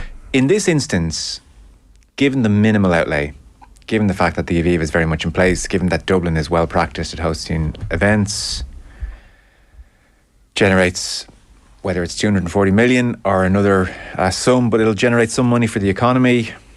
It's hard to have a great problem with it. I totally understand if you're not that excited by it, but this is not a case of the FAI funneling available taxpayer money towards a vanity project or a stadium or two, which could be going towards League of Ireland grounds. This is pretty much, okay, we're set up to do this. So,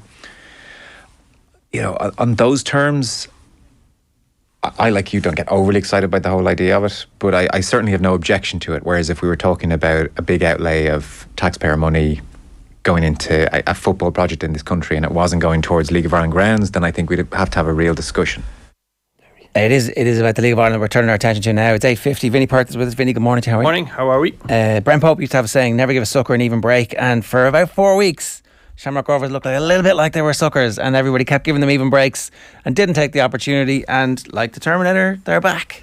Yeah, I think you've been calling for this. You want Rovers to struggle. I can hear it in your voice. Just want, because I know they're gonna reel off 10, 11 victories in a row at some point. Yeah. And what you want is for that not to be a 10-point cap at the end of that, so that week in, week out. See, my mind worked different. So when I grew up, I was a Steve Davis fan. And everyone in the house was like, why? Why? Yes. Jimmy White is the hero. And I was like, no, I want the best teams to win. What? I hate the underdogs winning. This explains a lot, Vinny. Nobody loved Davis. I love Steve Davis. And why? And then Stephen Hendry after that. I'm going, yeah, but now I have become a Ronnie O'Sullivan fan. You'd be glad to he's also a winner, yeah. But he wins every time. Finally. The best have to win. But look, I think it's a fascinating league at the moment. I hear you when it comes to the Rovers stuff. It looks like they're about to kick in. I was at the Rovers Balls game on Friday, and they were outstanding. Must be said. And I think I spoke about Rovers and Derry here a couple of weeks ago, and Graham Burke's performance in the first half was, and I have to be careful with my language. A lot of people speak very highly of League of Ireland players when you need to be careful about where it is, and you have been discussing, say, Real Madrid and Chelsea this morning, but Graham Burke's performances this season I think have been from a League of Ireland perspective exceptional, and he's been a real sort of catalyst for them. But it's not just that, it's the squad, everything about them. It was a brilliant performance on Friday night, and a worrying one for Bowes at the same time. They were so outclassed by Rovers on the night. That's why Bowes bouncing back immediately was incredibly important for the league.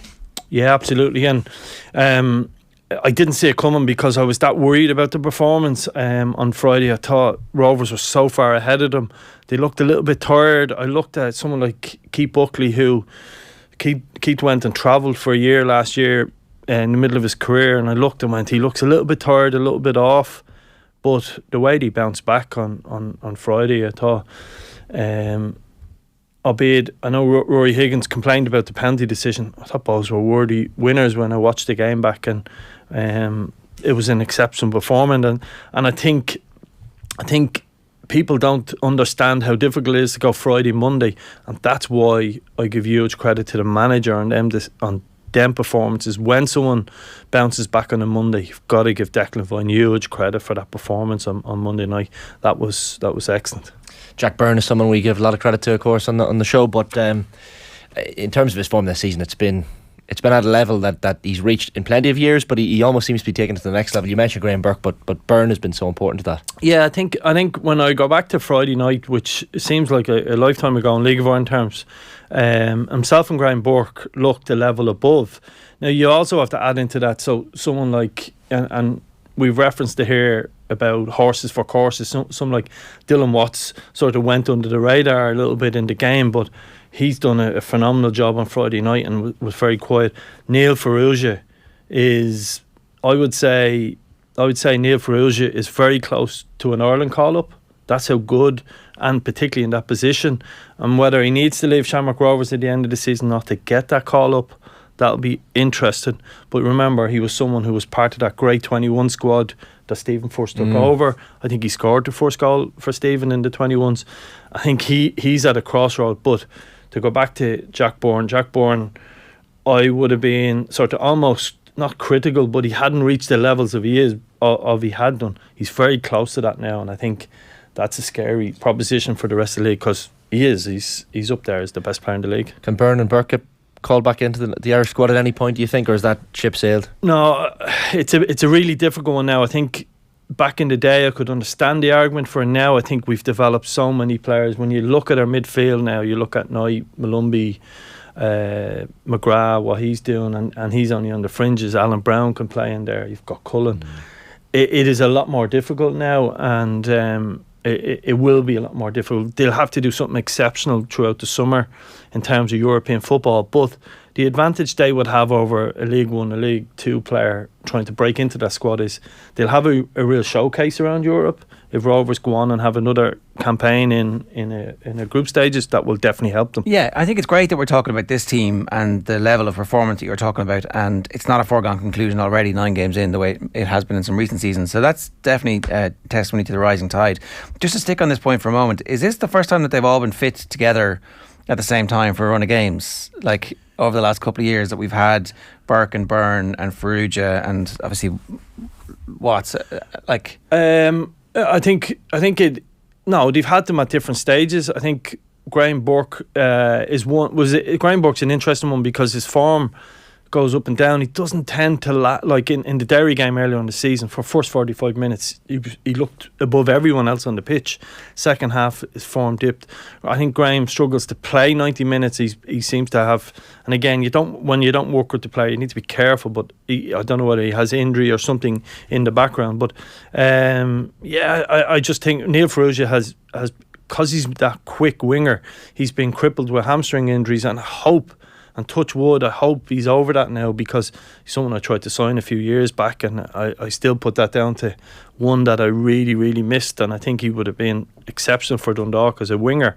But as a wing back, he's someone that's really exciting. So yeah, a couple of them have come back together around the same time. Jack Bourne had that back injury throughout last year, but they all look really fit at the moment. The squad looks really, really strong, and Gary O'Neill missed Friday night, and it wasn't a big loss because of the strength and depth in that squad. What was the general sense in the aftermath? That the game had put its best foot forward. It's a Friday night, it's on Virgin for the first time, it's packed, and we got goals. It was kind of a high quality. Yeah, unfortunately we missed in that game, we missed a big referee decision and controversy, so it was actually refereed really, really good, to be fair. Look, I watched the game back on Virgin to see, because it was at a live, it was an excellent production. They went back to a studio.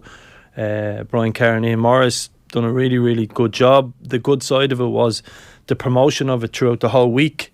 Not talking about, but even like things like Ireland IM weatherman who tends to roam.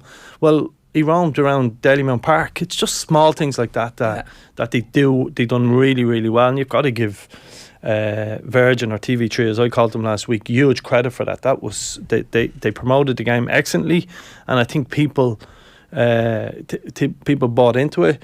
I don't know what the viewing figures are like, and hey, I wouldn't imagine they're huge, but you have to start somewhere, well, that's it. And look, it was up against the rugby at the same time, and that's unfortunate, but that won't always be the case. And you've got to, as we keep saying, you have to build familiarity with the players and build familiarity with the styles that are going to make the fights, and it's a long, slow, steady build to a point where you're an overnight success after 5 years of hard work.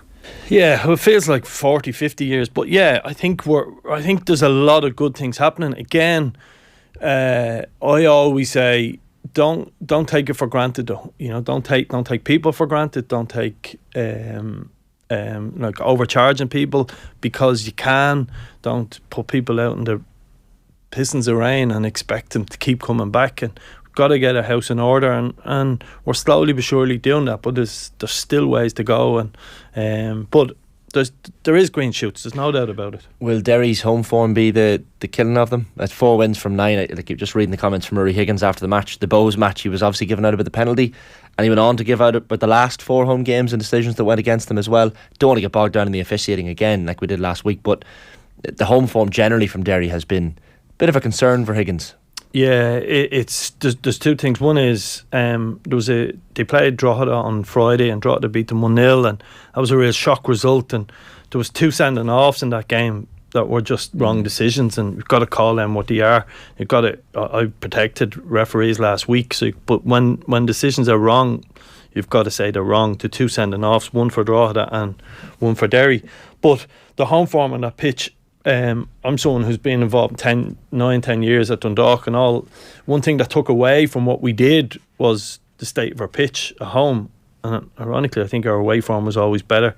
We preferred to play in grass, but the pitch is really difficult up there, and it's very hard to explain to people. It's a big pitch, and it's an Astro pitch as well, and it's just not good, and it's not conducive to the type of football Derry want to play, I don't think, and it's certainly a problem for them. And Yeah, and on top of that, the injury list they have, you wonder, is the pitch needed?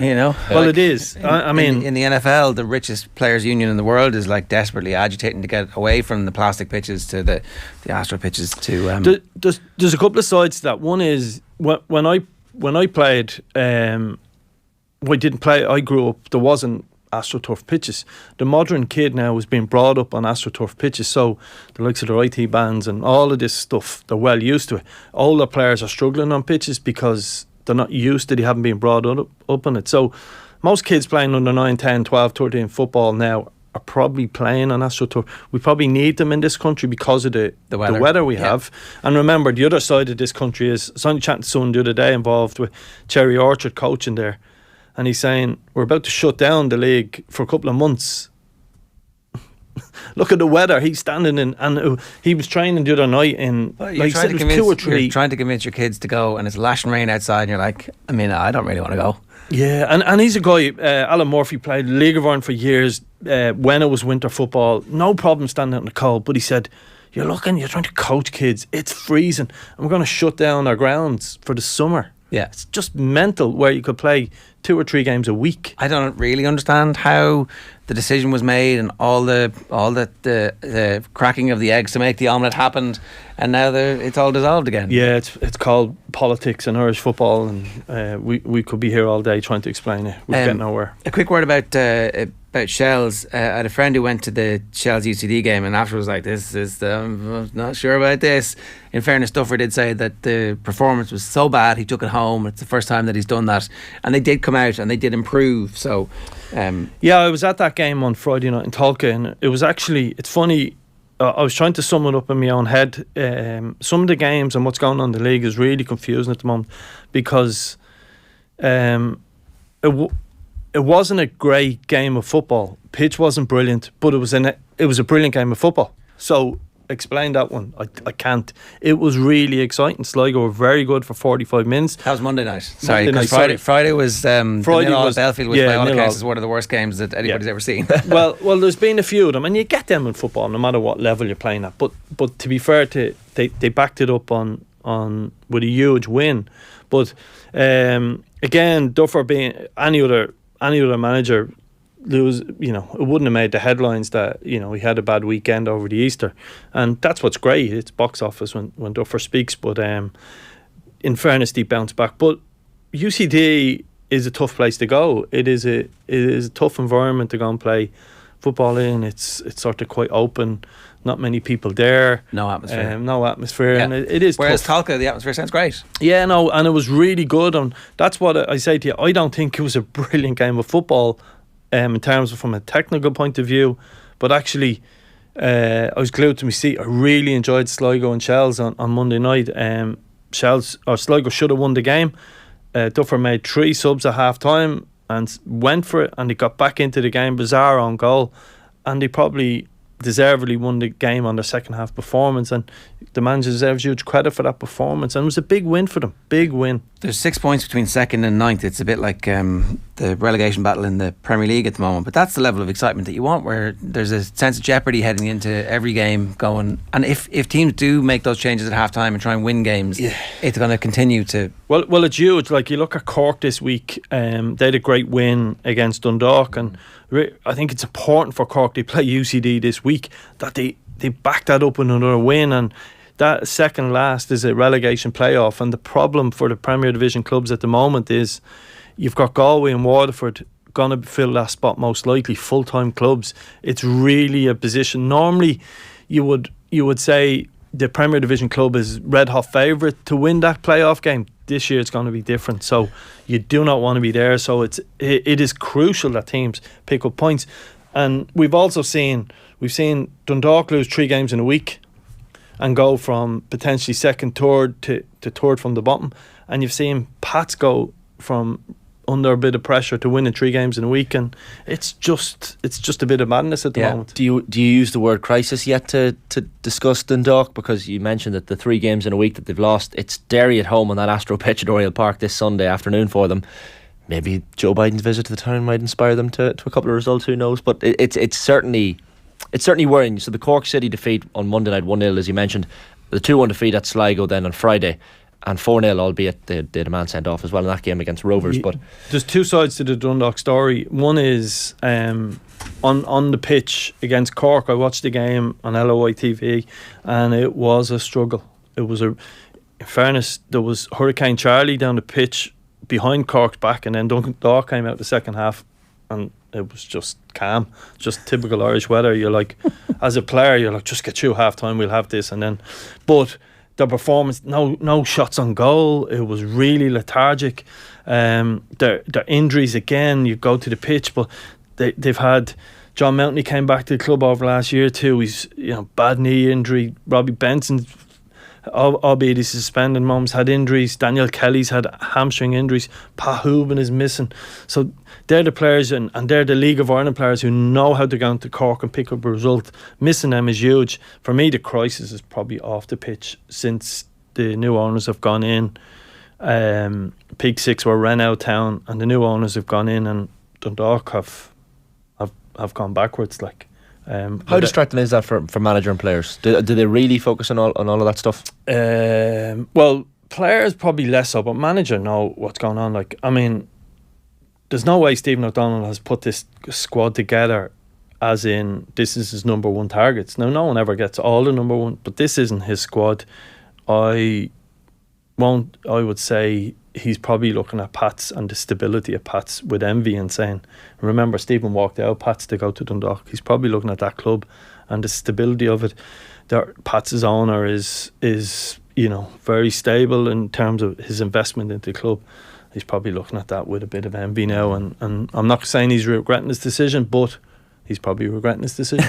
These fixtures this week, Bows, and it's Bows at home to Pats, it's Rovers at home to Shells, it's UCD at home to Cork. They're tomorrow's games, and then on Saturday it's Sligo and Drogheda, and then on Sunday afternoon it's Dundalk versus Derry City. And in their own way, they're all pretty big games. And that's the beauty of the league we have at the moment. The Bows and Pats game is fascinating. I think if Bows win that, it's a real statement win. We're a quarter of the way through the season. You've got to remember, it's a real statement win. Pats play Bows and then Rovers in the next two games. They've just come away from a little bit of pressure that they were under as a team. Do you lose two then, and all of a sudden is that pressure back on, because you inevitably find yourself second or third from bottom if they lose both of them. So everything has something riding on, and that's where the league at the moment is really exciting. It's really interesting, and Duffer will go up and he will enjoy taking on Rovers, and they will be hard to beat. There'll be a sort of 5-4-1, come on, break us down. And there's some fascinating games. The Dundalk and Derry game has huge ramifications, because even though it's early in the season, the psychology of Dundalk, if Cork were to beat UCD, which probably will happen, and Dundalk don't beat Derry, they're in that relegation playoff zone. Yeah. And once you're in it, yes, you're probably becomes the focus of conversation. You're 2 wins away from being third, but you're still in the relegation playoff zone, and that's why fans see it, and it's fascinating. Alan Reynolds' departure from Derry to go back closer to home to Waterford for personal reasons, like it seems to be an issue that is going to make Derry suffer for a little bit, because he was highly rated at the Brandywell for sure. Yeah, this is fascinating. I heard Keith Wood yesterday. I only picked up bits of it while I was in the car, speaking about the keys of what was the word he used? The key. Well, Leo Cullen had the keys but it's fascinating because the role of assistant manager it's one that really interests me. So for 8-9 years I was assistant manager to Stephen Kenny, but even people in my own family didn't even know who it was. So it's not as important as you think, but it's only important when somebody goes. And you look at the stability of Rovers, like someone like Glenn Cronin is the assistant manager there, and I wouldn't say nobody knows. People in the League of Ireland know, but Glenn hasn't even applied for his pro licence, I noticed, he's certainly not on the course. So he's not looking to become a manager, and that's important for Stephen Bradley. And while Stephen will get all the plaudits, and rightly so, being an outstanding manager, having Glenn beside him, who's someone who's does the work and would have a certain amount of players on his side, because obviously not everyone in that squad will love Stephen Bradley, and the importance of an assistant manager is huge. And some assistant managers have a bigger name than a manager or as big, but it is such an important role, and Rory losing Alan Reynolds, not necessarily from a coaching perspective, I would say from a right-hand man, and having someone as he builds that club beside him that he can trust and rely on and know he's going to be there is absolutely huge. All right, we'll see how that unfolds over the rest of the season. Vinny, good stuff. Thanks a million for joining us. Enjoy the games this weekend. It's 9:09. Here's some highlights on the OTB Podcast Network for you today. Koi Gig Podcast is up and available now. Shane Carthy, fresh from his heroics in the Bronx for New York. I think he might have been on the line from Boston. And Wednesday Night Rugby all available for you right now. After the break, we're going to talk to Keith Treacy for his You Had to Be There. During the break, the Hurling Pod discussed Barry Nash's brilliance in front of goal. Not bad for a cornerback. The Hurling Pod with Borgosh Energy, proud sponsors of the Senior Hurling Championship and the Legends Tour Series taking place in Croke Park. You're listening to OTB AM. Off the Ball will be hosting a live UEFA Champions League roadshow in partnership with Just Eat, and it's coming your way on May 3rd, live from the Mansion House in Dublin. We'll be joined by some great guests, including UEFA Champions League winner John O'Shea. Our guests will share memorable stories and reminisce about their careers. We'll also look ahead to the latter stages of the competition. This is an exclusive off-air event and tickets are limited, so don't delay. Go to offtheball.com/events and we'll see you on the night. Just Eat, the official food delivery partner of the UEFA Champions League.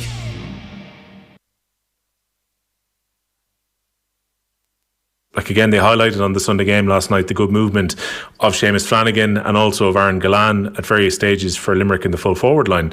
But Nash pops up in a position you probably don't expect him to be in. Ball gets laid off to him, and ultimately a corner back had all the coolness to finish into the net as well. Yeah, that's it's not as simple as to say that, you know, okay, obviously the run wasn't tracked, right? But a couple of things didn't happen. Like Barry Nash bypassed a whole kicking defence, right? And you would say, well, how does that happen? And for me, obviously I think just the way Limerick play as a group, you know, especially from 8 to 15 when they're on the attack, it allows, so they occupy all the cleany backs. It's not as if that he ran past all the cleany backs and they just didn't go with him. Like there's occupancy going on. So like you're on about the Flanagan move. So when you see lads moving away from the goal, what they're doing is just creating channels. They're creating the world will see in front of them for a goal chance. And it's like, you would have heard the phrase before, the pattern recognition. They can see this play developing. So Barry Nash can see space in front of him. He can see there's going to be, if I move to this space, like the rest of the guys will notice that, like, and then they'll move away, if you know what I'm saying. They'll create an opening for you. Like we'd always try with our forwards to say, if we're running through on goal, like don't go to the ball, get away from it and open it up and give the opposition defenders a serious choice to make, and a difficult choice at that. That's what happened. Like Mikey Buckler, for a great defender that he is, like just didn't know what to do with Nash. Do I go to him? Do I stay? And next thing, goal. You know, and that's a terrible situation to be in for a back. And it's not. I wouldn't point to one player, whoever was marking Barry Nash at the time. It's just Limerick's system is so good, and it is like, and we keep saying it. Their system is so good. It provides opportunity for the likes of Nash, and because he invariably seems to be the spare man a lot of the time. Like we don't see Sean Finn making those type of runs because maybe, I'm not saying he doesn't, but maybe he hasn't got the kind of finishing power like Nash has, you know, in terms of shooting prowess, because he was born a forward, if you want to call it that.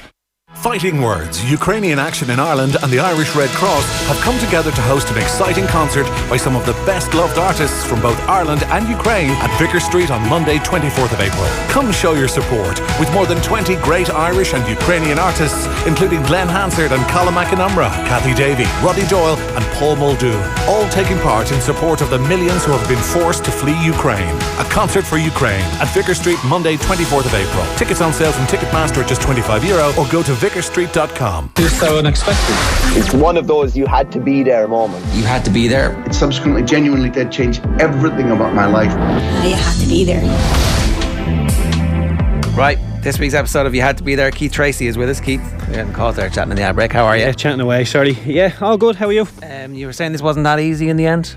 No, I've a very poor memory. Anybody who knows my history will know I had about 6 or 7 year period where I just went on the drink crazy, so it was quite hard to remember, but my friend Google dug me out of a hole anyway, and some memories in there as well. Right, when did you play for Ireland? What years?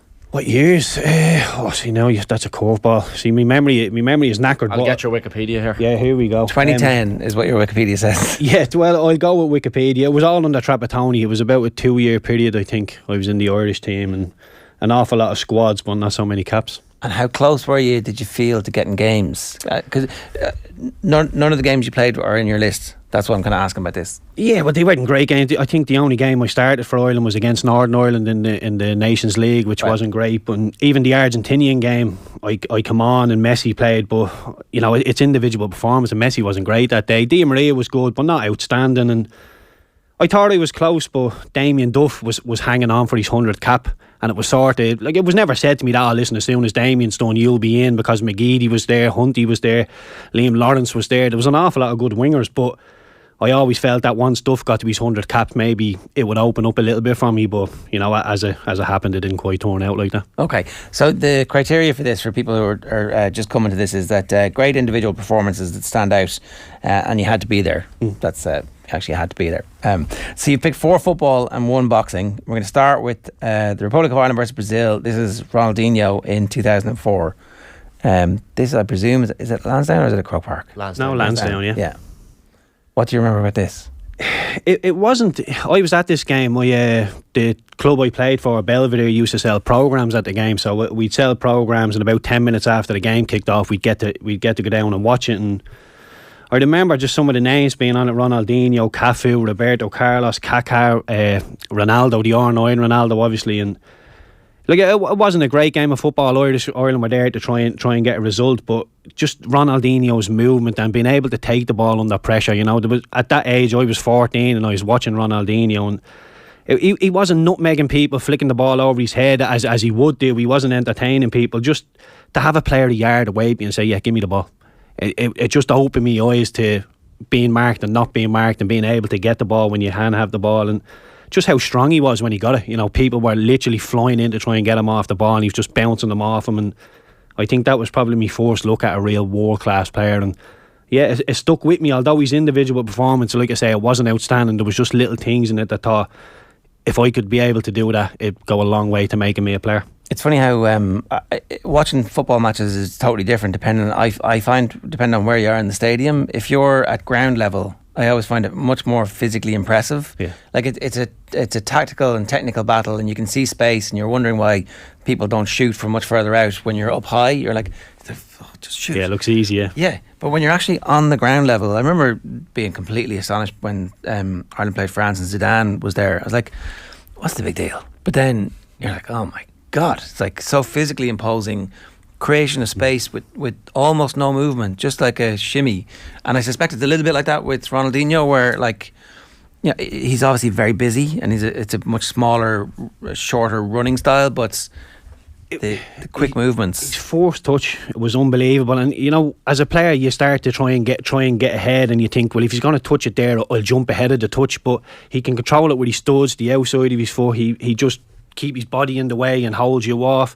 And if you got a little bit too aggressive and tried to nick the ball, he'd just make an absolute show of you. He really would. So, look, everybody knows how good Ronaldinho was. He was unbelievable. And there were so many players in that team, but he was the one that stood out as the entertainer, as the one who would, you know, nobody wanted to go flying into him because they know he would just make an absolute show of you. And it was peak Ronaldinho. It was Barcelona Ronaldinho at that time as well. Like, it's funny, I think I was 10 or 11 at this match as well, and your memory sometimes plays tricks on you, but I remember an unbelievable atmosphere for a friendly. Yeah. And it's because it's Brazil, obviously, but it's funny how it's one of those games that will always stick out if you're at it. Yeah, well, I remember, like I said, I finished selling the programmes about, say, 5 minutes, 10 minutes into kick-off. They tell you, lads, you can go and watch the game now. And as I'm walking around the one end of Lansdowne Road to get to the other end of it, the Bat Avenue end I was walking around to, there was just all these samba dancers with Brazil flags, and the atmosphere was unreal. And the game had kicked off. Yeah. But in the stadium, it was just bouncing. It was, like I say, for a friendly, it was really, really good. Yeah. Next one is Liverpool against Blackburn. This is in 2009, in April 2009, Fernando Torres. It's Liverpool 4, Blackburn 0. But you are on the field for this one. Yeah, thanks for that. I was on the field for this one. This was the Hillsborough disaster, the anniversary of the Hillsborough disaster. So we went out and we Stephen Warnock, a scouser that was playing for Blackburn, he laid the wreath, and we started Chris Samba up front, started me on the right wing. Keith Andrews played right back. there was an awful lot of people square pegs in round holes. Chris Samba's a centre back, right? A centre back, about 6'6" centre back. So the plan was to get the ball out to me on the right wing, being left footed. I'd come back and chip it to the back post, and Samba would be there, and we'd get runners into the box. So a great plan from Allardyce. So we were 1-0 down after 30 seconds in that game. But the goal from Torres, I think we kicked off, lost possession, gave possession to Liverpool. Carragher got the ball, chipped it into Torres, and Ryan Nelson, and I can't remember who the other centre half was because Chris Samba was up front. Torres takes a touch on his chest. He's facing the wrong way, and he just puts the ball into the top corner. And after 30 seconds, you're thinking, great plan. Oh, this is going to be tough. But then they missed another chance, and I was thinking that was an unbelievable finish from Torres. And I was thinking, yeah, he's a decent player, but you expect him to score goals like that. He was, went for 50 million to Chelsea, Spanish international, but all of a sudden they got a free kick out on the right wing. I think it was Keith Andrews who gave it away, and the ball gets whipped in, and Christopher Sam is about to head it, and Torres just come and put him on his back and put the ball into the back of net with his head, and you're thinking, this Torres boy has everything. He can head it, he can score fantastic goals, his walk rate was good, and he was nasty as well. He would leave a couple of studs in on he as well. He had everything, and that was the one game I came away and thought, Torres is the real deal. He was really, really good. Did that happen to you often as a footballer, where you're like, I have expectations, played against everybody, you've seen good players in training at various stages, I think probably by that stage you're already, or maybe just getting into the Ireland squad, so you certainly played international the whole way up as an underage, so you'd seen really, really top quality players. Were there many occasions where you're like, oh, he is actually special? No, to be honest, I'd love to say it happened an awful lot that I came away thinking, oh, he was brilliant and he was outstanding, but it happened quite rarely. I was taken back by players and think, my God, he was outstanding. And even now, the Torres one is, he's outstanding, brilliant, played excellent in that game, but he had the backup of Xavi Alonso, Mascherano in the middle as well. So even when we had chances to hurt Liverpool, they had good defensive players on the pitch as well. But in terms of being knocked back, I always think of Messi and Ronaldo, and look at Ronaldo put me back. He was obviously an outstanding player, so was Messi, but in terms of when I played against Messi in the Aviva against Argentina, he actually wasn't that good. He done an awful lot of walking around, so in terms of his individual performance, he wasn't great. But yeah, it didn't happen as much as you would think it might have. Was there an aura about Torres? Yeah, at that time there was a definite. Everybody was afraid of him. I remember sitting in the dressing room and speaking to all the older heads, and they were all scared of Torres. They all wanted to. Where's Torres from corner kicks? Where's he going to be from second balls? And obviously with Chris Hamber up front, you're thinking just stay in the game, linger in. We'll play for set pieces. We'll get something, get the crowd quiet, and we're 1-0 down after 30 seconds. It was a great goal, and yeah, we got it right down that day, and it was mostly down to Torres. And just reading the post-match comments here, I think there was a little bit of fear in the team, says Sam Allardyce, and he sounds like he was correct. We should have got tighter. Instead we just let them play their game plan. There'll be a lot of twists and turns yet, but they certainly believe they can do it. That's what Liverpool winning the title. This is under Rafa. Is that the Rafa Fax season? It probably is it? Yeah. Yeah. Is it? Themselves and United were going for United ended up winning the title, didn't they? 09. Liverpool were certainly in contention in this game because this would have been April. I can't find team sheets, but Daniel Agger scores as well, I think. Yeah, he scored a cracker. He scored the third goal. It was a long range drive, a centre half. Team here. Oyer, would he have gone centre half if Samba was Andre Uya? Yeah, he'd have been right back. Yeah, Robinson and goals, and Jive, Mokoena, Tugai, Andrews, Warnock, McCarthy, and Juve. Yeah, it's a good Blackburn team. But look at the Liverpool. Is that El Hadji Diouf? El Hadji Diouf, yeah. On your team? What was that like as a teammate? I didn't spend an awful lot of time on him, to be honest. He wasn't my cup of tea. Jufi was a very, very unique character. To sum him up, right, this is a quick story to sum El Hadji Diouf up. He went on, I can't remember which manager this was at under Blackburn, but he went on loan to Rangers and he won the league with Rangers, and he came back down. We were in the middle of a relegation battle, possibly going to get relegated, and Diouf drives in with a week to go in the Premier League season. The Scottish League was over, he'd won the league. He came down showing everybody his medal from Scotland, thinking we'd all think it was brilliant, but he got told where to go quickly enough. He was unique. My teammates with my medal. Look. My medal from the Scottish Premier League is winning the relegation I was busy battle. having crack while you're How are your win bonuses, lads? Yeah, well, he was all about the money. Very, very flash guy, but Good player, but not for me. You had Benny McCarthy in that team as well, and he's now doing serious things at Manchester United as forwards coach. I know the likes of Marcus Rashford speaks very, very highly of him. Are you surprised that he's gone on to that sort of successful coaching career, or was that always on the cards? Possibly a little bit surprised, because I came across Benny at Blackburn, and Benny done really, really well for a while, but then he came out of the team, and again, I'm not sure which manager this is, if it was Allardyce or Ince or Mark Hughes, but he started putting a little bit of weight on, so he was thrown into the fat club, and he sort of had to dig his heels and lose a bit of weight. And Benny was Benny. Benny didn't change for anybody. He did what he did, and we never really got the best out of him. Hugely talented boy, but we never really got the best out of him. And like I say, when it's not that he was unprofessional, but Benny was Benny. He didn't change for anybody. So to say if we could see him doing what he's doing now at Manchester United, not really, because like I said, I didn't see him in that sort of light, because he was an outstanding footballer and didn't try it too much. But I think once you finish playing football, I'm starting to realise now, coaching and managing is a great way to stay within the game and feel involved. The Fat Club, was it actually called the Fat Club? It was called the Fat Club, yeah. Right. There was no messing around. It was the Fat Club. Right. 8 o'clock every morning. And how many of the team would have been in the Fat Club? Probably no more than a handful, maybe 5 at most. So it was a serious enough thing to be in. Like, everybody knew about it. Yeah, everybody knew about it. It was 8 o'clock in the morning. You would be on the rower, swimming, running, whatever it was, and then you'd have your training session, and then after your training session you'd be back into the Fat Club for another session, and you'd be getting your body fats done 2 or 3 times a week until it was where they wanted it to be. Right. Were you ever in it? Constantly. Oh, right. Always in it. But not a pick on you?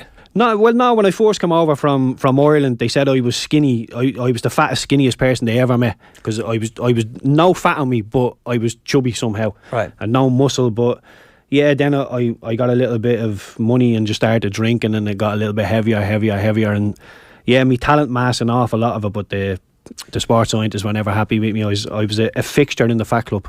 And if you could go back now, would you hire a nutritionist? Would that be like, when you get money, instead of going drinking, if you could spend that on like your body and science, what would you do?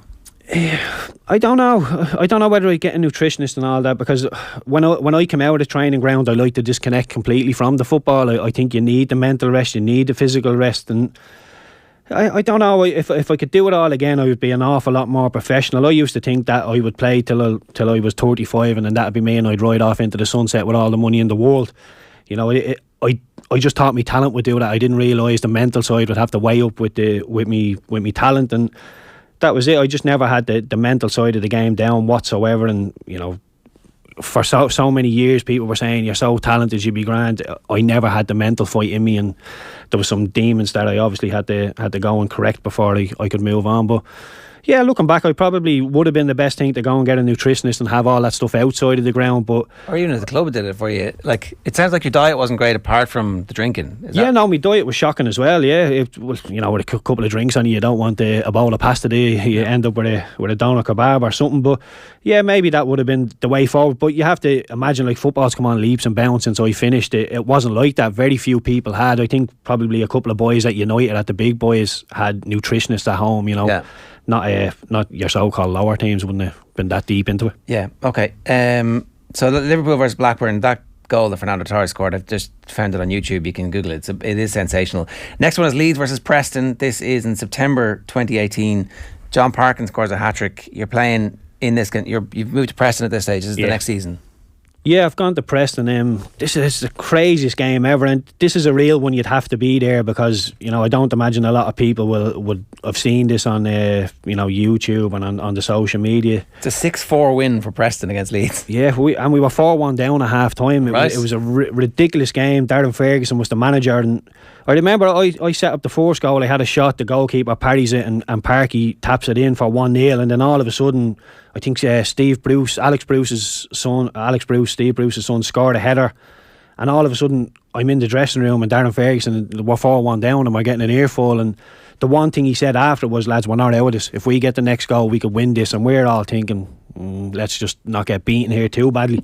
But then we go out. I ended up scoring directly from a corner, and I did mean it. The manager used to tell me to shoot from corners directly, so I did it, and luckily I went straight in the back of the net. But Parky, when you look at his goals, he scores a tap in, he gets one on his chest, swivels, scores, and look at him there, like the heaviest footballer you've seen.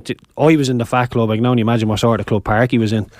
But he was an outstanding footballer, the most unprofessional, fat, heavy. He used to say when we were running, you can't teach an old dog new tricks. He wouldn't run for managers, he wouldn't do running sessions, but he turned it on against Leeds, and I haven't seen anybody play that well in Ellen Road, and I don't think anybody's ever scored 6 in Ellen Road. I think Preston are still the only team to do it. Wow, okay. I think so. I'm not 100% sure, but as far as I know, we're the only team to ever score 6 there. And look, Ellen Road at that stage, I presume the Leeds fans are still pissed off about the fact that they're not in the Champions League, because it's still in the memory of all the fans who were on the terraces sitting in their seats that this was a team who were in the Champions League semi-final 10 years previous. So it seems alien now that whole notion. But for that group, 4-1 up at half time and cruising against Preston, like this is good times are coming back. But and to be fair, that's what was going on in my head. That was, I think, probably my second or third time I played in Ellen Road, and I had that. I was thinking of Harry Kewell playing at Mark Viduka. I was thinking of all these boys running around playing in the Champions League, and it just had that. Even, like, I obviously haven't played in Ellen Road now in a while, but it just had that feeling of a special ground. And maybe that's just the way I was brought up. There's a couple of Leeds fans in my family, and yeah, Ellen Road is a special place for me. And to go and beat them 6-4 there, and there was some Christmas DVDs brought out as well from Preston. So look, it was a great game, and Parky to score a hat-trick was outstanding. Brilliant performance from him. Did you score twice? No, I scored once. Okay, you'll take it. What's the atmosphere like at Ellen Road for an away team? It's brilliant. It's really good. I think it's like any of the big away games, like St James's, Old Trafford, anywhere, the Emirates, wherever you're going, you have to try and kill the crowd. It's a lot easier said than done, but when we went 1-0 up, the crowd started getting a bit iffy, but then obviously they blew us out of the water, and it's 4-1, it's bouncing again, and thankfully we managed to wrestle it back. And to be fair, like now I look at things from a coaching side, and for Darren Ferguson to be saying at 4-1, we're not out of this, lads, and we're all thinking he's a bit crazy, to go back and win it was excellent. And like I said, mostly down to John Parkin's hat-trick. What was Ferguson like as a manager? He was okay. He could be a bit tit for tat at times. I done a couple of things to annoy him, and he would be quite reactive in things, but he never let it linger too far. He would discipline you, give you the slap on the wrist, and then he would move on quite quickly. But the one thing that stuck with me was when he got sacked from Preston a couple of months later, and we had Danny Welbeck, Matty James, a right back as well, Delat, I think, a right back, all from Manchester United on loan. And as soon as Darren Ferguson got sacked, all gone. Alex pulled them all out of the club the next day, and that was the best thing for Manchester United, though. Yeah, so. Yeah, that came up in Roy Keane's when he was at the Broadcast Energy. That came up as one of those when he was mid Alex Ferguson rant. He was like, "Oh, what about your son?" It's like, well, yeah, it's all true, because even in the winter that year, we would train in Carrington because our training ground would be frozen. So Darren would ring around and say, "Lads, we're training in Carrington today," and we'd get our own pitch in Manchester. And then that was handy. As soon as Darren lost his job, all them perks went straight out the window. I've gone down an internet hole here on John Parkin's Wikipedia page. This is quite incredible. Like his diet during the day, never went to the gym, large portions, so tuna crunch sandwich for lunch, bag of crisps, pepperoni pizza, steak bake, and either a bacon and cheese turnover or a sausage, bean and cheese melt. Full English before training as well, just to add into it. Known for his pranks and misadventures. Transfer deadline day, playing for Preston, he covertly changes his own name in teammate Chris Sedgwick's mobile phone contact list to the name of Sedgwick's agent before repeatedly calling him from his own phone. Sedgwick excited that a big transfer move was imminent, but not to be. And there's also a story about a golf buggy crashing down a hill as well. Bit of a character, it seems. Yeah, Parky was crazy. I'm doing a show with him next week in the Board Gosh under the Kosher coming over, and Parky will be there. He was a very, very unique character. I came across a couple of unique characters in my time, but like I said, it probably rubbed off on me. I'm looking at players like this that are the most unprofessional players, and they're going scoring hat-tricks in Ellen Road, and maybe I was attracted to people like that when I shouldn't have been. But great fella, great guy, and great player, but not a great professional. If Leeds had won that day, they would have gone second in the table. And at 4-1 up at home, and you can see how, and they would have been like definitely favourites probably at that stage of the early part of the season to go back up. I don't know if they did go back up. I don't actually remember how long it took. Like I said. Right, so that's Leeds versus Preston. The next one is Sheffield Wednesday against Wickham. Michael Antonio's playing. Yeah. this is I went on loan to Sheffield Wednesday about, I think there was a month left in the season. I hadn't been playing at Burnley, and Dave Jones rings me, would you come on loan for the last month of the season, Keith? And I told him out straight, I said, listen, I'm not fit, I've been taking liberties with my fitness. And he said, listen, as long as your left foot works, we'll take you. And I went on loan. And I think we played Brentford. We beat Brentford the week before, and it came down. If we beat Wickham at home, we're automatically up. We'd pip Sheffield United to second place. So Wickham come, and I think Wickham were already relegated. And like on the Friday, we're getting phone calls from the police saying, get to the ground early. There's going to be 40,000 fans there early. You're going to be stuck in traffic. So we had to get there early. The place was bouncing. There was lilos everywhere, beach balls bouncing around. It was unbelievable. And do you remember Gary Doherty, the Irish international? Yeah. He played centre half for Wickham, and Mikel Antonio played up front for us. Right. And I think Mikel was probably 18, maybe just turned 18, and he bullied Gary. He bullied Gary all over the place. And anybody who knows how good of a player Gary Doherty was, it was a tough thing to do, to bully him.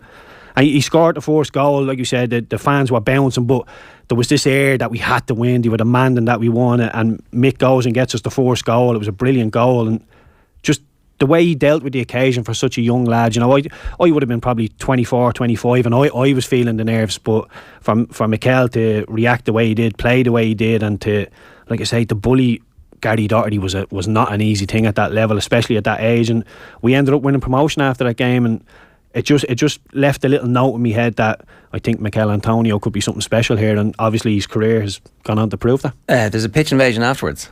Yeah, there was a pitch invasion. It was a little bit scary, to be honest with you. I'd say, yeah. I was on the right wing, and I think I got taken off with a couple of minutes to go, so I managed to just dart down the tunnel. But we came back out, and the fans were still there, and the beers were flowing. Brilliant. It was probably one of the best decisions I made, because I really didn't want to go to Sheffield Wednesday, because I didn't think I'd do myself justice, not being too fit. But when I got that feeling of the promotion, it made it all worthwhile, and just went to show how big of a club Wednesday were. Did Dave Jones know you from before? No, I'd never played for him, but he was adamant he wanted to take me. He actually told me, go and ring X, Y and Z, do your homework on me, I'll be the manager that you'll thrive under. And yeah, it was right. And look, I nearly went to Sheffield Wednesday after it. They put a bid in, but it wasn't what Burnley wanted, so it didn't happen, and I ended up staying at Burnley. But really, really enjoyed my time, and it left a little mental note about Mikel. And do you have any regrets you didn't sign for Dave Jones?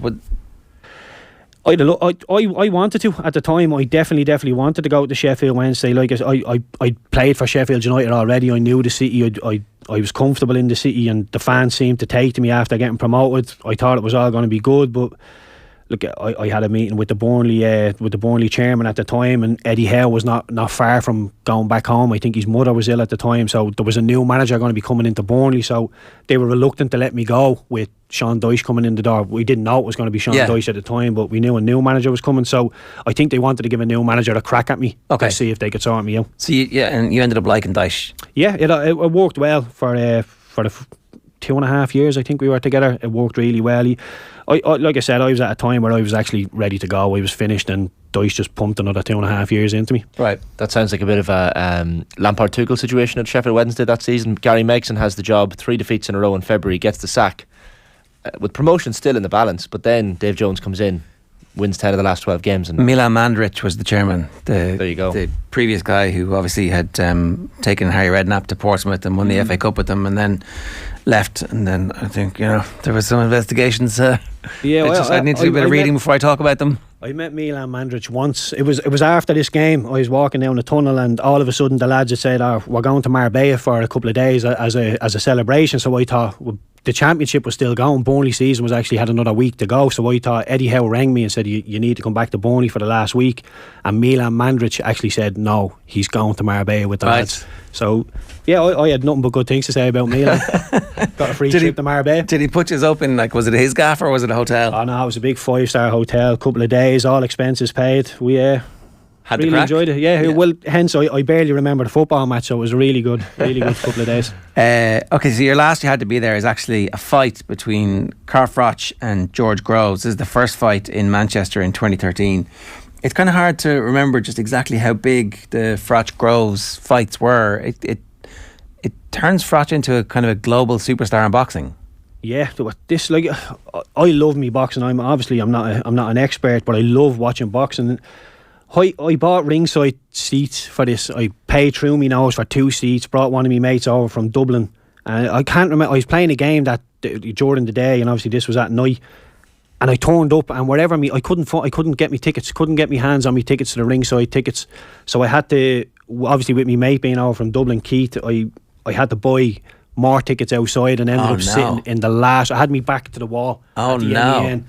But look, it was it was like something out of a Rocky movie. It really was. I remember George Groves in the build-up saying, I'm going to meet Froch in the centre of the ring and I'm going to land one on his chin, and Froch just laughed and said, if you do that I'll kill you. And George Groves did it. Like, because I was sitting at the back, there was a load of Cockneys in front of me, all George Groves fans. And the whole MEN is booing when he comes out. The whole MEN, there's probably 3 or 4 Cockneys in front of me cheering for Groves. By the end of it, the whole MEN is giving George Groves a standing ovation, even though he got beaten. He was brilliant. He dropped Froch in the first round, I think it was, late in the first round, unsteady on his legs. Everybody's thinking the ref's going to stop it. The ref lets it go, and George Groves outboxed him for the whole fight, and then Froch gets on top late in it, and I still think it was a premature stoppage. And look, it was a brilliant fight, but George Groves that night didn't know an awful lot about him, but he was outstanding. He's counter punching and just the way he went about things. They stopped it in the 9th round. Yeah, I thought it was a very, very premature stoppage. I have to be honest. I think in that fight, Froch was in a lot worse situations and the ref let it go. Groves got into a little bit of a sticky situation and the ref was very keen to jump in and stop it. The 3 judges had Groves ahead, so 78-73, 76-75, 76-75. So clearly Groves was heading towards victory when it's a really controversial finish to it. Yeah, like I said, it was a brilliant fight. The best thing was the atmosphere, you know, Sweet Caroline and all that started coming. The atmosphere is absolutely bouncing. And then when Groves hits Froch on the chin and he goes down, you could hear the pin drop. For about 5 seconds, the whole place just went silent.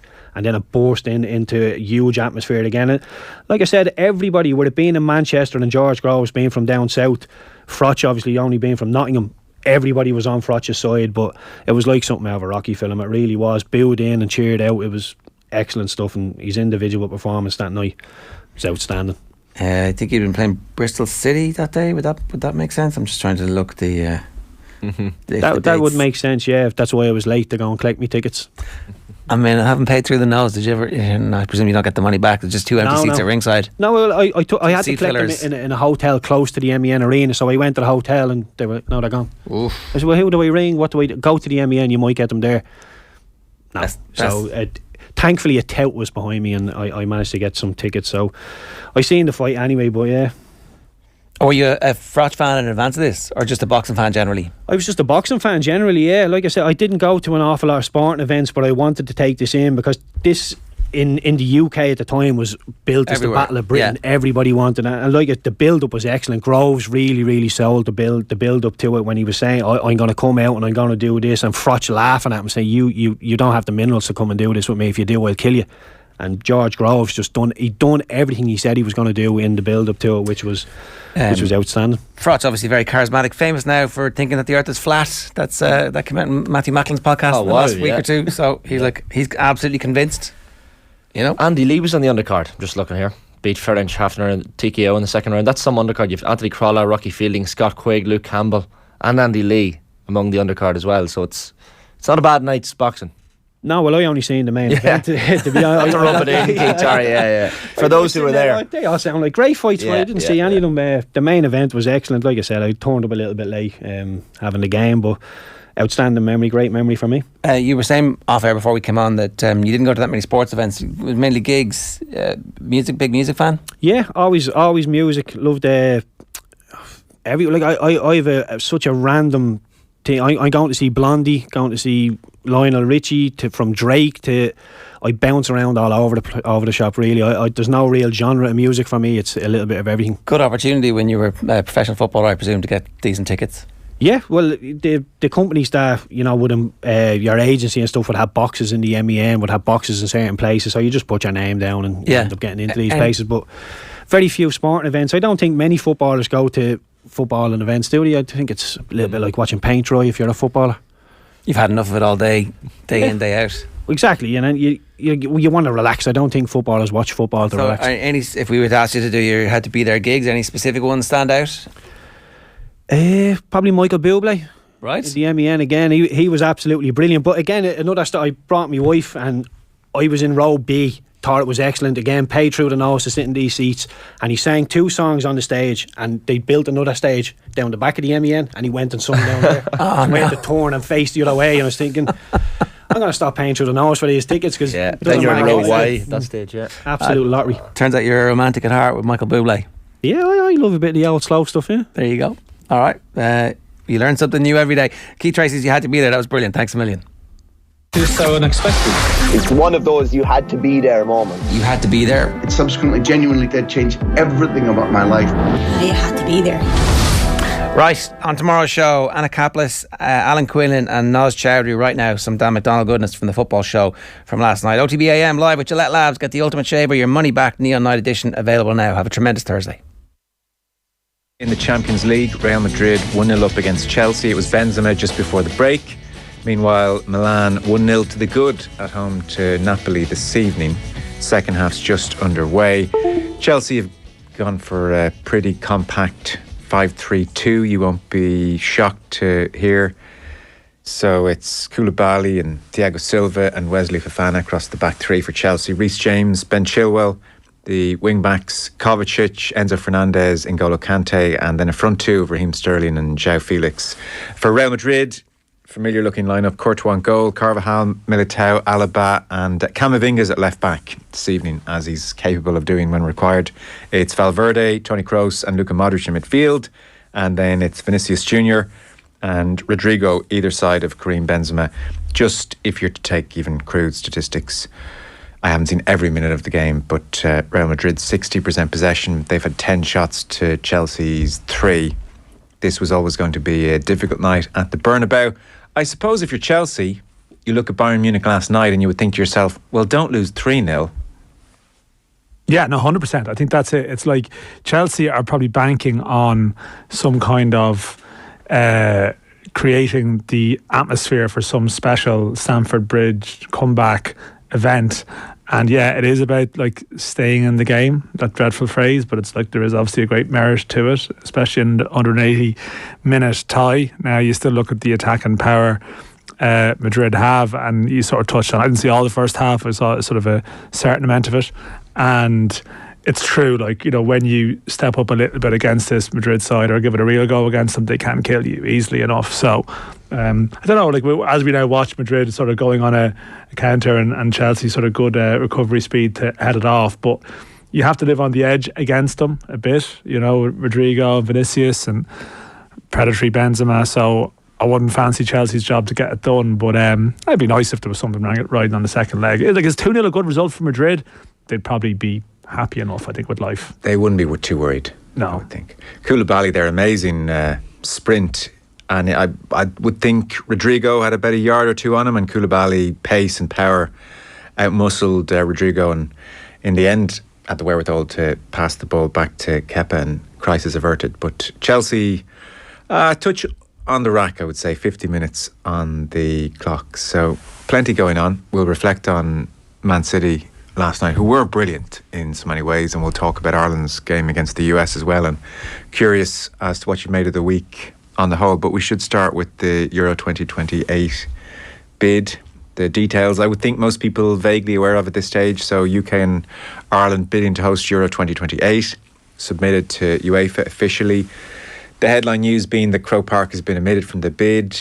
Aviva is in, Casement Park is in. Casement Park finally going to be built, Dan, is the... Well, yeah, we'll still believe it when you see an element to it, but it is the intention. Yeah, there is a one city, one stadia principle, the exception being London. So, for instance, the stadiums in England, Wembley Stadium, Tottenham Hotspur Stadium, Etihad in Manchester gets the nod, St James's Park in Newcastle, Everton's new stadium in Liverpool, and then an expanded Villa Park.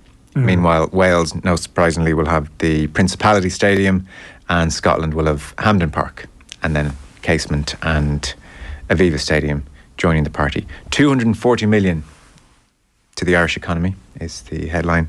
There's always a number, isn't there? Always a nice round number.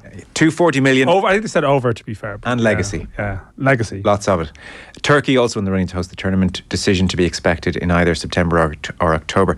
I do want to get your thoughts on the specifics of this bid. But first of all, you know, you're like vaguely aware of someone's views on things. Just in a line or two, just give me your view. I'm vaguely aware that you find all of this bids talk down the years either tiresome or you think it's also a waste of money. Not that I think it's a waste of money. I think I would say in this instance, the FAI's outlay would be reasonably small. Particularly because the only stadium that's been used is the Aviva, which is sort of in place already, and UEFA carry a lot of the costs anyway. And the Dublin City Council have committed to a certain amount of infrastructural elements and stuff like that, which wouldn't be coming from the FAI purse.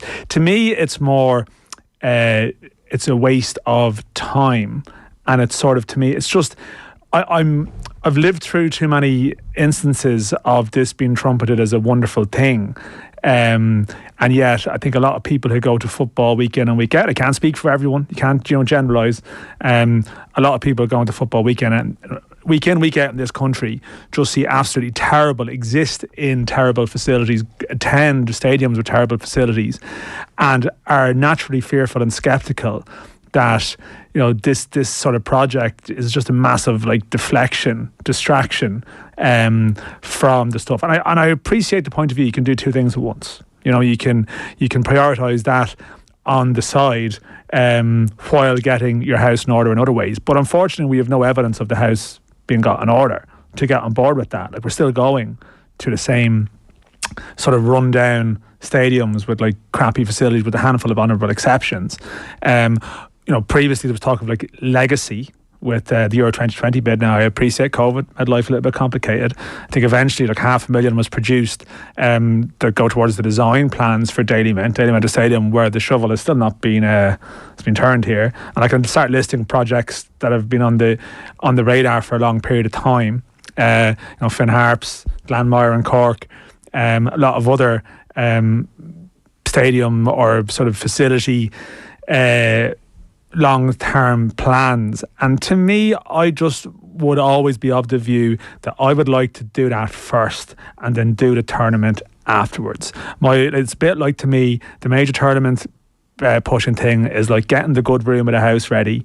You have visitors coming over and you get the front room looking great and you have a very good time, but there's chaos in every other room. The place is falling apart. There's leaks. There's the heating doesn't work and it works for 2 or 3 hours.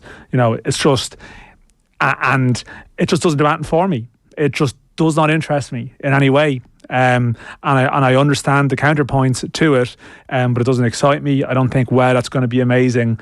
To me, amazing is not being frustrated going to a football stadium pretty much every week. And I understand that one doesn't link to the other, but that's why I don't get interested or excited by the other. Just yeah, doesn't for me. And again, it is the type of thing that gets people energized about football in a way that I find it quite bothersome, looking back over the history and relations of the Irish political classes and football. But very little has happened over a period of time. We had a time when football was the number one sport in the country in terms of, you could argue it still is, but in terms of probably being the national affections, and at that stage all these weird sort of vanity projects again, and Bertie Bowles and all of this, and we did nothing.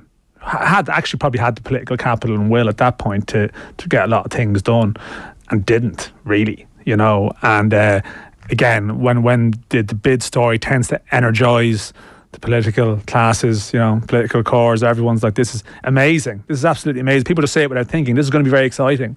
A lot of football people wouldn't be particularly excited by it.